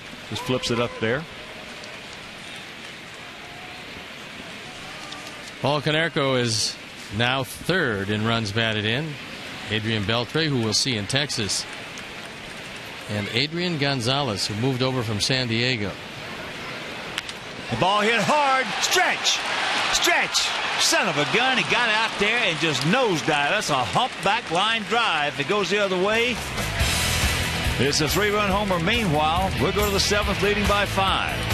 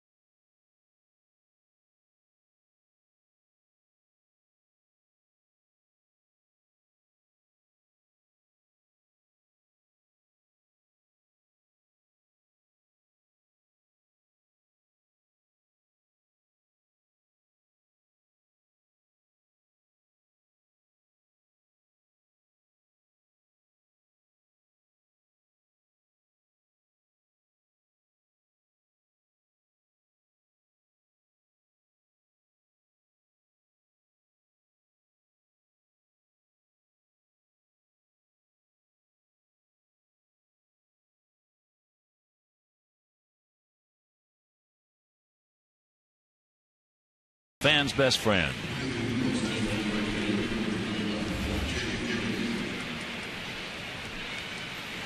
Seventh inning. Jay Gibbons, Russell Mitchell, then back to the top of the order with Jamie Carroll to face Mark Burley. First pitch strike to Gibbons, who is 1 for 2. Got a final now from Canada. Toronto beats Houston 7-5. And that's out number 1. Mark has given Ozzie just what he wants after, number 1, a late night game. Number 2, using 4 pensmen last night. You want Mark Burley to go deep into this one. And that's what he's in the process of doing.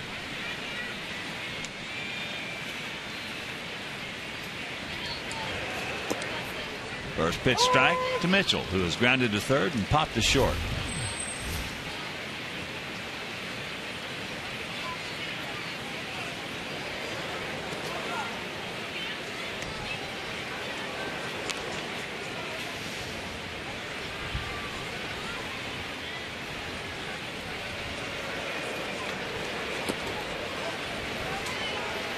Two and one to count.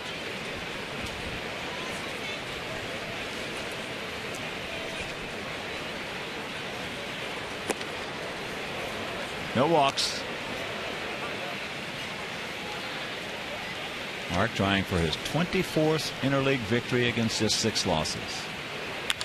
That ball smoked into center field. Stay up. It will. Thank you very much. That's a hang wolf for Mitchell. Sinking line drive, and Alex got caught in between. And we'll show you the look as he sees it sinking. Kind of jams his left spike. That couldn't feel too good. But he made the play. And here's Carroll. He's 1 for 3. A little swinging, but base hit. 4 for 5 last night, though, 4 bullets. And the count 2-0. Well, San Francisco, who's always been kind to the Giants, decided to schedule a night game on Thursday night. They got in here at 5:45, got to their hotel around 6:15 yesterday morning. And usually it's the second day it has the effects. 3-1.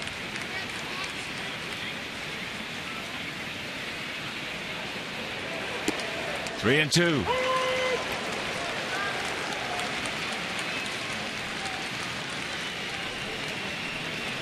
And the payoff. In the right field, Billy Bridge. Yes, nice running jump catch. The whole 9 yards on that one. And that'll retire the side. 7th inning stretch. 7-2 White Sox.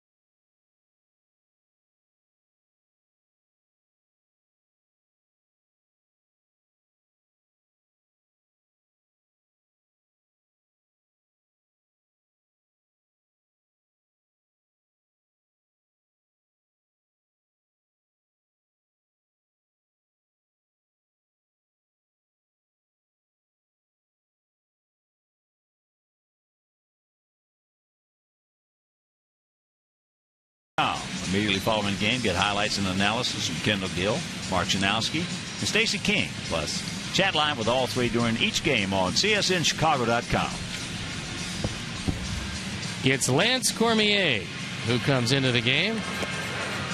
Troncoso did a pretty good job in relief of Garland. He went 2 1/3 innings, gave up 2 hits, no runs, a walk and a strikeout. As Cormier having a difficult time in the early going. Although left-handers haven't touched him compared to the right-handers. CRA 10.03. This his 9th appearance. Troncoso got a big break right there on that line drive off the bat of Konerko and went in nosedive. Yes, he did. So here is AJ. 2 for 3 with a run scored.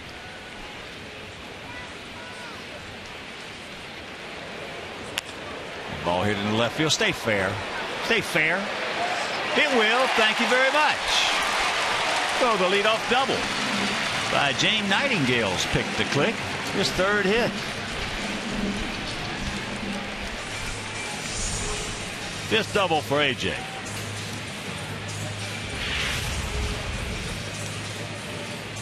This ball is up and out of the strike zone, but AJ, who's had a very good run at it recently, takes it down the line. When you're going well, this one does stay fair.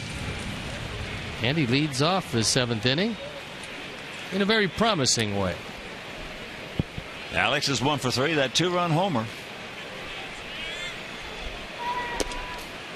Takes ball 1.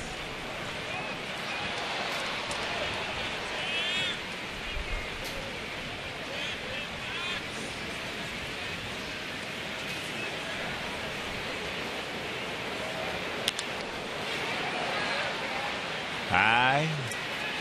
Sands.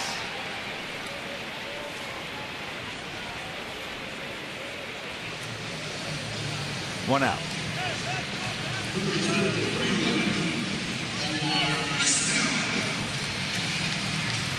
It's Tony Pena throwing in the pen, and Ozzie calls him the key to the bullpen.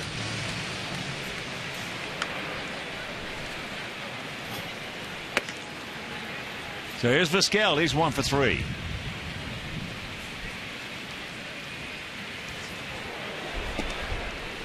Takes first pitch strike.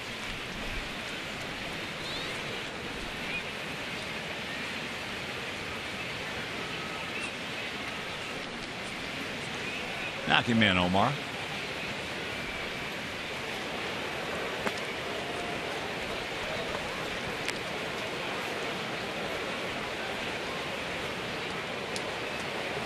Well, today's been a good day hitting with runners in scoring position.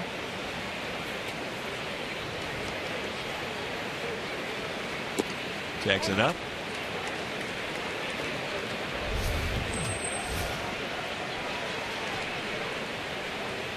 Two balls and a strike to our 44-year-old phenom.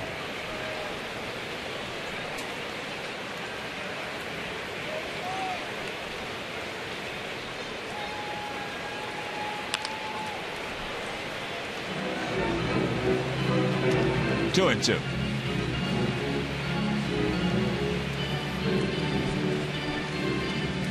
Cincinnati did not score in the top of the first at Cleveland. Top of the 8th in Kansas City, still no score. Cardinals and the Royals. And there's a liner caught by Castro. Well timed.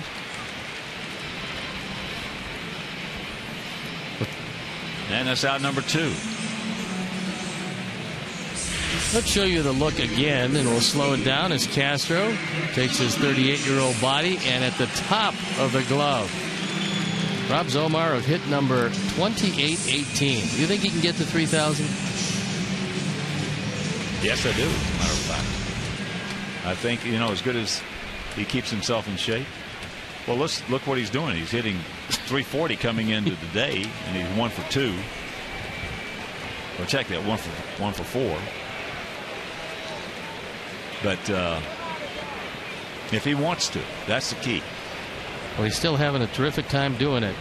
Got a smile on his face every day. He has more fun than anybody on our club. That ball hit hard, deep, stay fair. He looks up, you can put it on the board. Yes! A bullet alley here by Brent Lillibridge.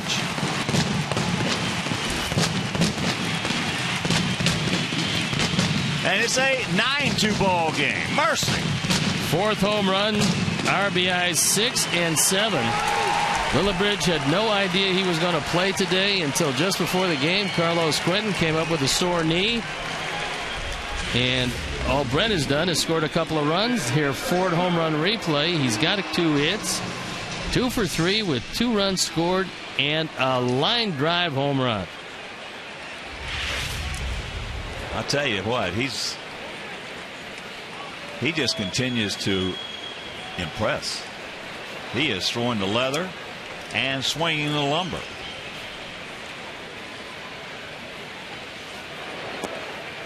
Beckham. Gordon's 2 for 3. Hardest ball he hit into a double play, a line shot double play.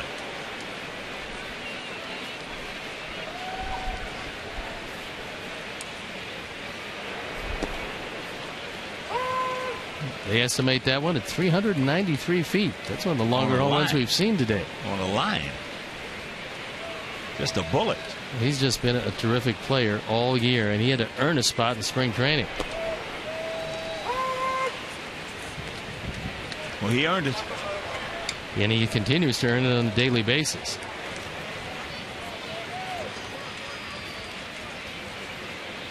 Well, one thing about it, when you're trying to win a division, you get off to a bad start like we got off to. He did not go. You got to play the hot hands. And let it play itself out. Yep. Full count to Beckham. There's Hermie with big hug for Mark Burley, so it appears that his day is over. And that's ball 4. And if in fact this score holds up, and you would expect that it would with a 9-2 lead, Mark Burley will move his interleague play record to 24-6, which will be the most wins ever by any pitcher in interleague play.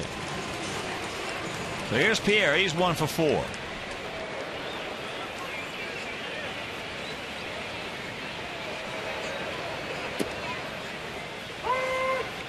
Takes a little breaking ball strike.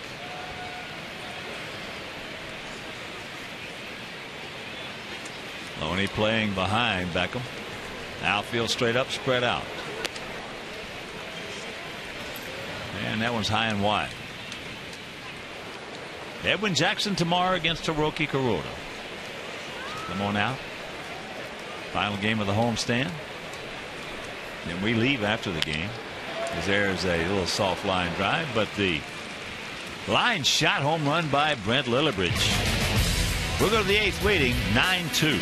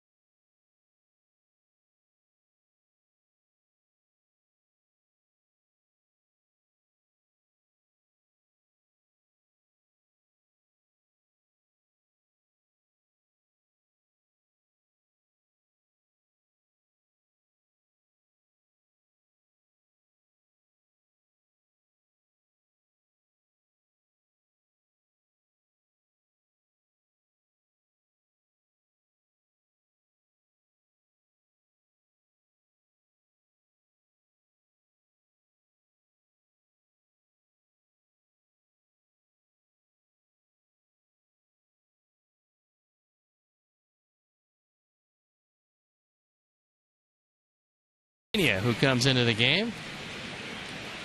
There you see what he's done previously. ERA 6.32. He's got a 7-run lead to protect.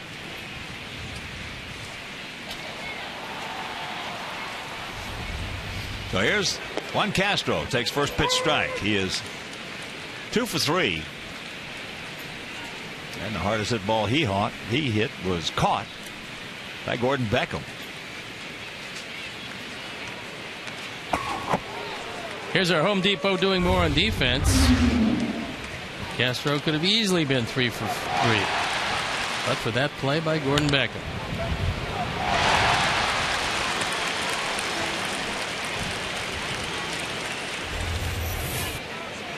The 0-2. He gone.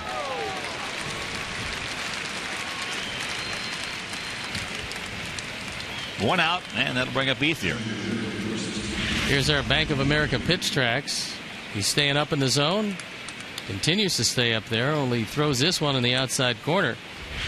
And he goes down on strikes.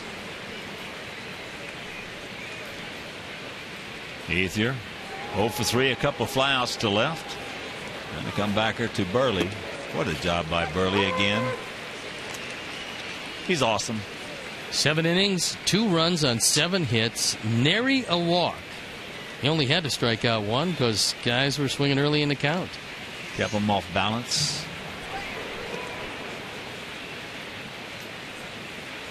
Talking to former Sox outfielder, now broadcaster, along with Eric Collins of the Dodgers, Steve Lyons. He said, Hawk, tell me about Burley. He said, well, he's going to keep your guys off balance. If he keeps his changeup down, which he really didn't throw a whole bunch of those today, but if he keeps his changeup down, he's going to win. If he gets it up, then he's going to get hurt. But he keeps you off balance. And that's what he did today. And he will most likely keep his team in the game. Well, let's just put it this way. He can go to the bump for us anytime. There they are. There's Steve on the left and Eric Collins. Of course, Eric does the games at the great Vin Scully. Does not go east of Denver.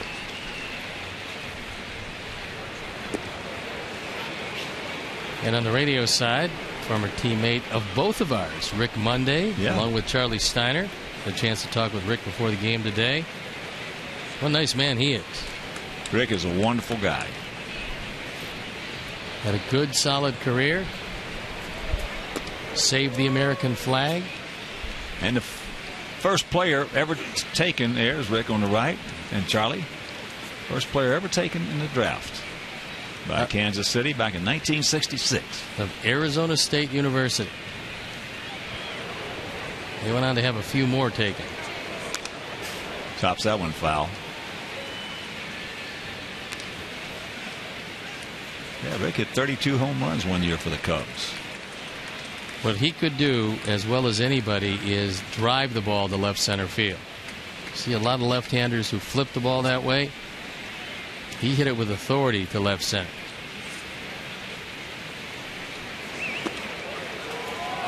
Just misses.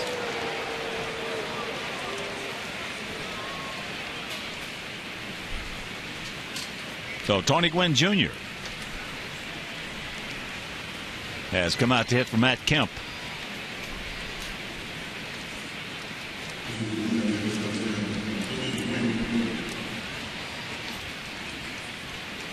Tony's got his mother's genes.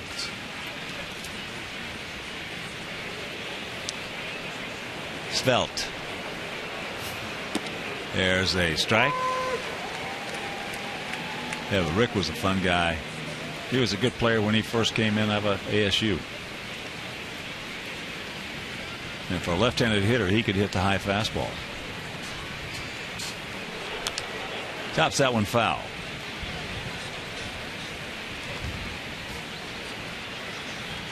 Had a chance to broadcast with Tony's dad, Tony Gwynn Sr. I had the pleasure of watching him hit for a lot of years, and what a hitter he was. Smart hitter. And a great outfielder. He gone. 2 down.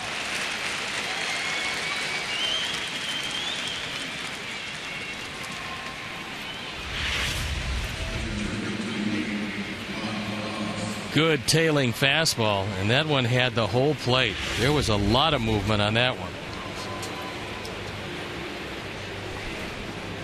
So here's Barajas. He's 0 for 3. 25,519.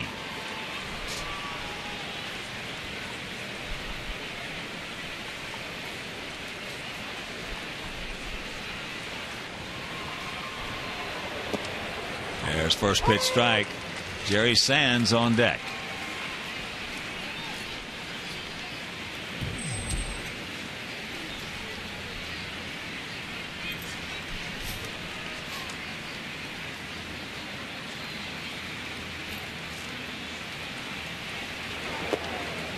And the count 0-2. Rod looking for something spinning. And he's down in the count.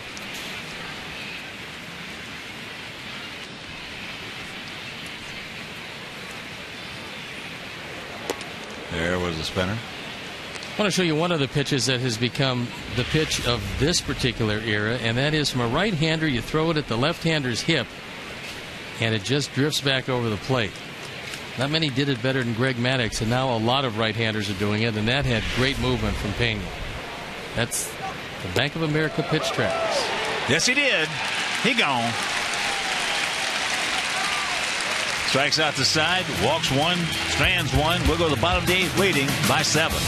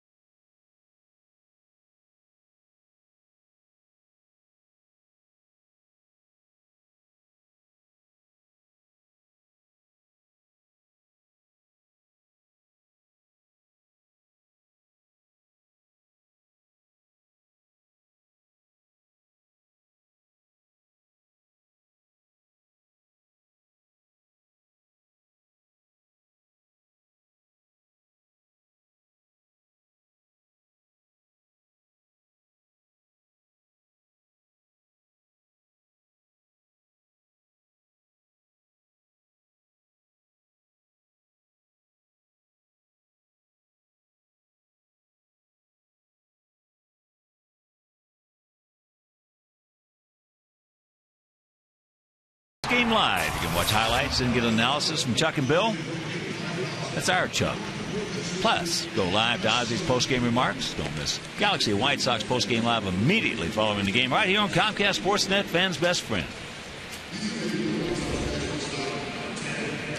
Tony Gwynn Jr., who checks in.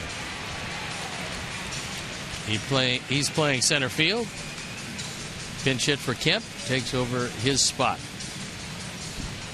And St. Louis leading Kansas City 2-0 going to the bottom of the 8th inning at Kauffman Stadium. Jake Westbrook on the bump. Having one of his better games of the year. So here's Alexei. He is 2 for 3. 2 runs scored, 2 runs knocked in. A big 2-out, 2-run single in the 4th when the Sox put a 6th spot on the board. Drops a hook on him, and the count evens at 1.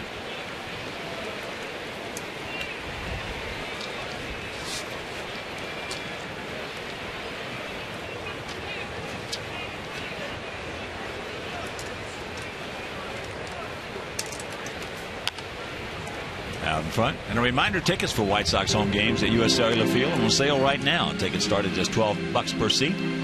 And the schedule is full of great matchups, promotional nights, and post-game fireworks. So purchase your tickets by visiting whitesox.com or calling 866-SOX-GAME.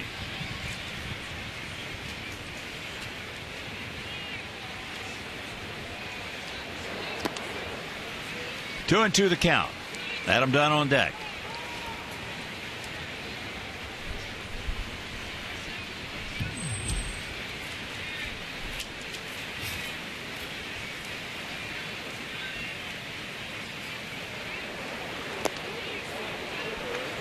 It's full.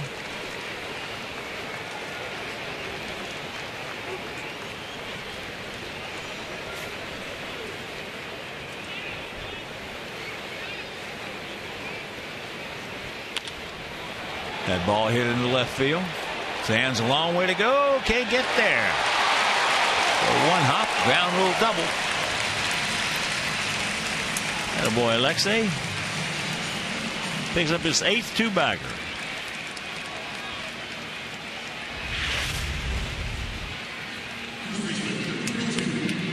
That one just kind of spun on the inner portion.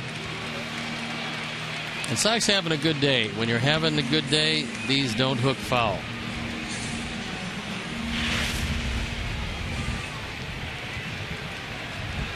So here's Adam, 0 for 3 with a walk. Adam, 3 strikeouts today.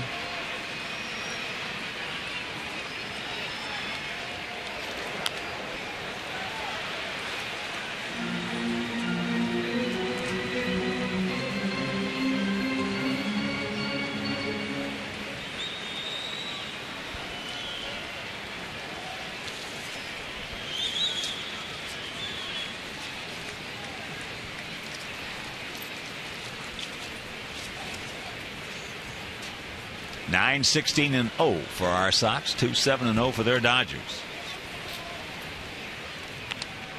Watch out.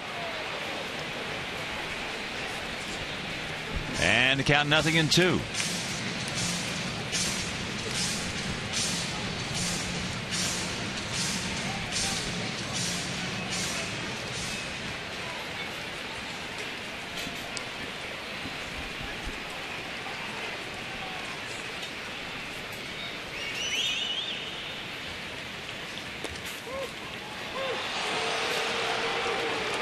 Got him.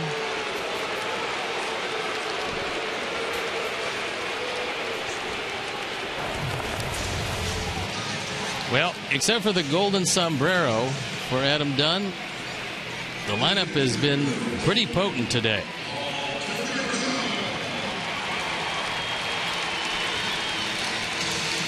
So here's Paulie. Paulie 3 for 4. Last time up with a couple on, just hammered one, and all of a sudden he got out there and just nosedive a humpback line drive that Jerry Sands went back near the track, pulled in.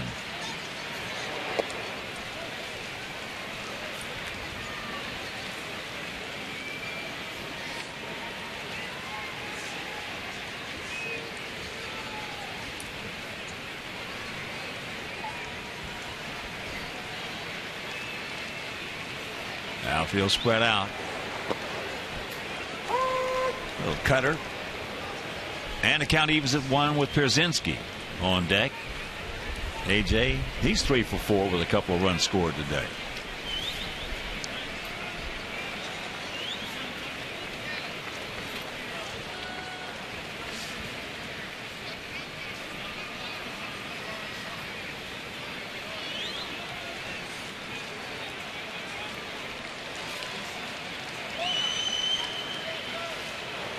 Watch out. 2-1.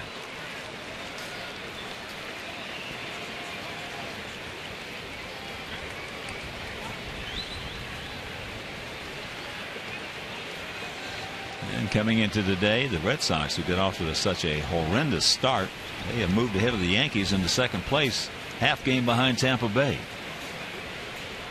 Remember when we started the season, everybody said Tampa and the Red Sox. How in the world are they ever going to come back from the starts they both have had?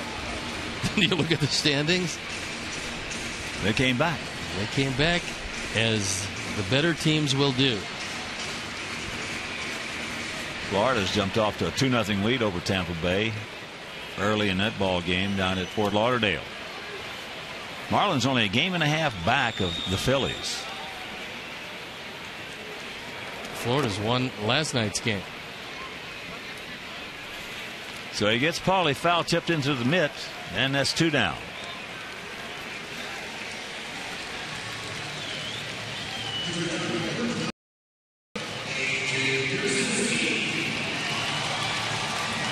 So here's AJ. Single in the first, single and a run scored in the fourth, and a double and a run scored last inning.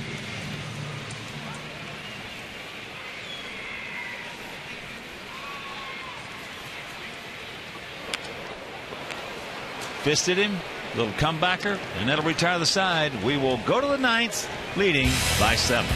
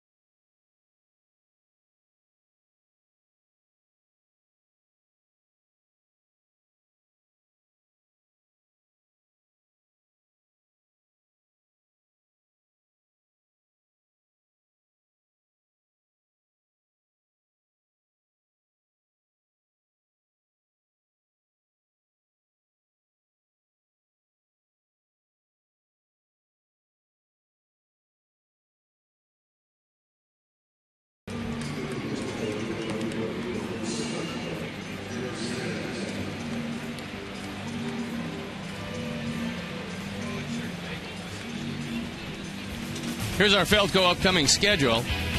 And it's one more on this homestand and one more in this series with the Dodgers. That coming tomorrow afternoon on WGN. Then it's off to Texas for 3. Toronto for 4. And that road trip will end with Boston for 3. And that's the Feldco upcoming schedule. As Dallas McPherson checks into the game at first base. First pitch to Jerry Sands, who's 1 for 3. His first major league homer coming back in the 6th inning. 1-0 the count.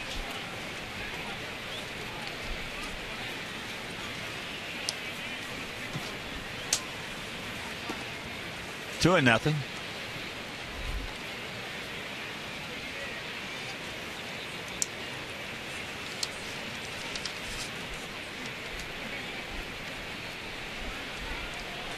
Just turning in, Sox 1 in the first. They tied it with a gift run in the 3rd.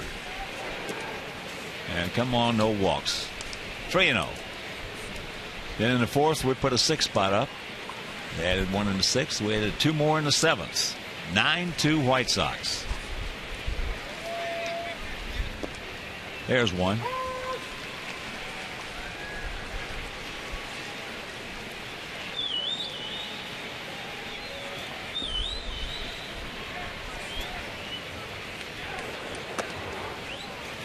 And there's the leadoff walk. And a reminder, you can follow our Sox with the MLB.com at Bat 11 app for your phone, iPad, Android, or BlackBerry. Get live audio pitch-by-pitch tracking, video highlights, and more. Text @BAT to 31826 or visit WhiteSox.com for details.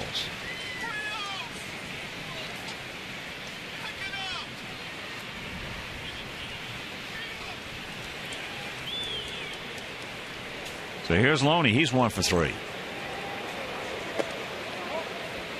That will not be a stolen base by Sands. Indifference.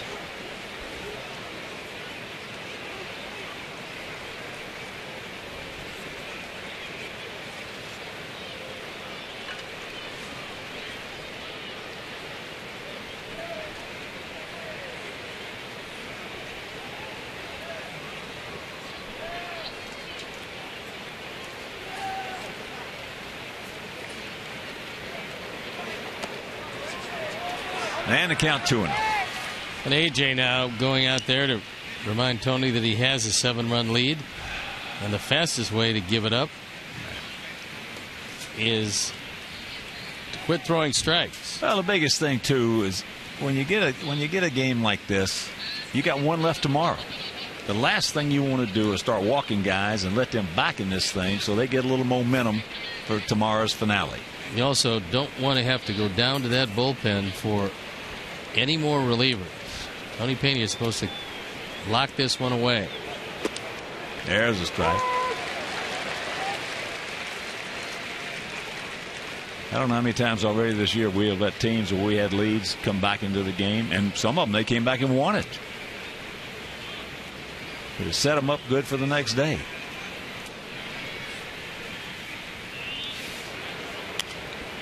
You got some help right there, thank goodness, and the count 2-2. That ball was way out of the zone. Here's our Bank of America pitch tracks. You'll see number 4 pop up well high and away. But Loney fouled it off.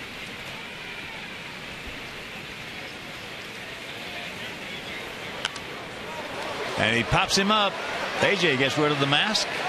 Adrian Johnson moves out of the way. And here we are in the top of the ninth with 1 out, and it's the first time we've mentioned Adrian Johnson's name all day. That's good umping. So that's exactly what it is. Every time we've had him behind the plate, win, lose, or draw, he has done a good job. So here's Gibbons. He's 1 for 3.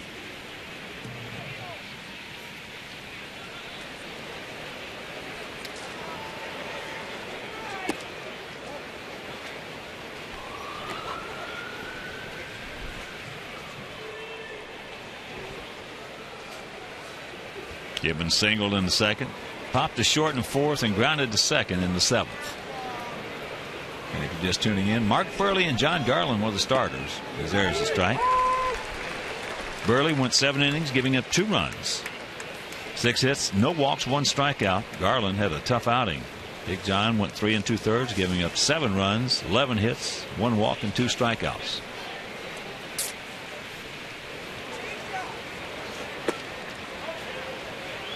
Two and 1.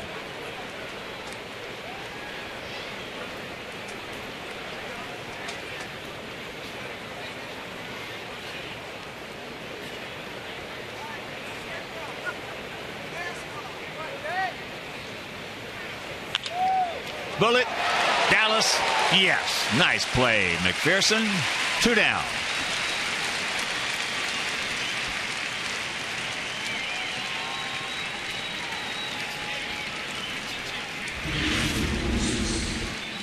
Can hardly hit the ball any harder than this. And Dallas McPherson, who was just inserted into the game defensively, able to keep it out of the outfield for the second out of the inning. And here is Mitchell. Russell is 0 for 3. Takes first pitch strike.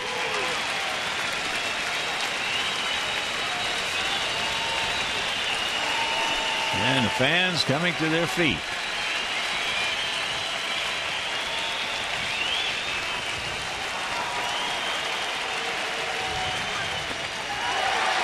Guessing strike, didn't get it, and the count 0-2. So Mark in good shape to pick up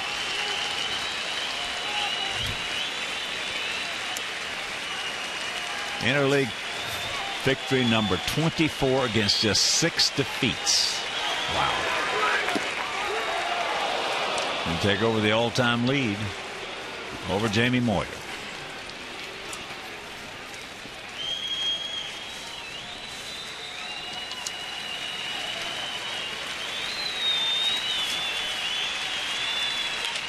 That ball into left field, and this ball game is over. So Mark Burley comes out against one of his dear friends, John Garland.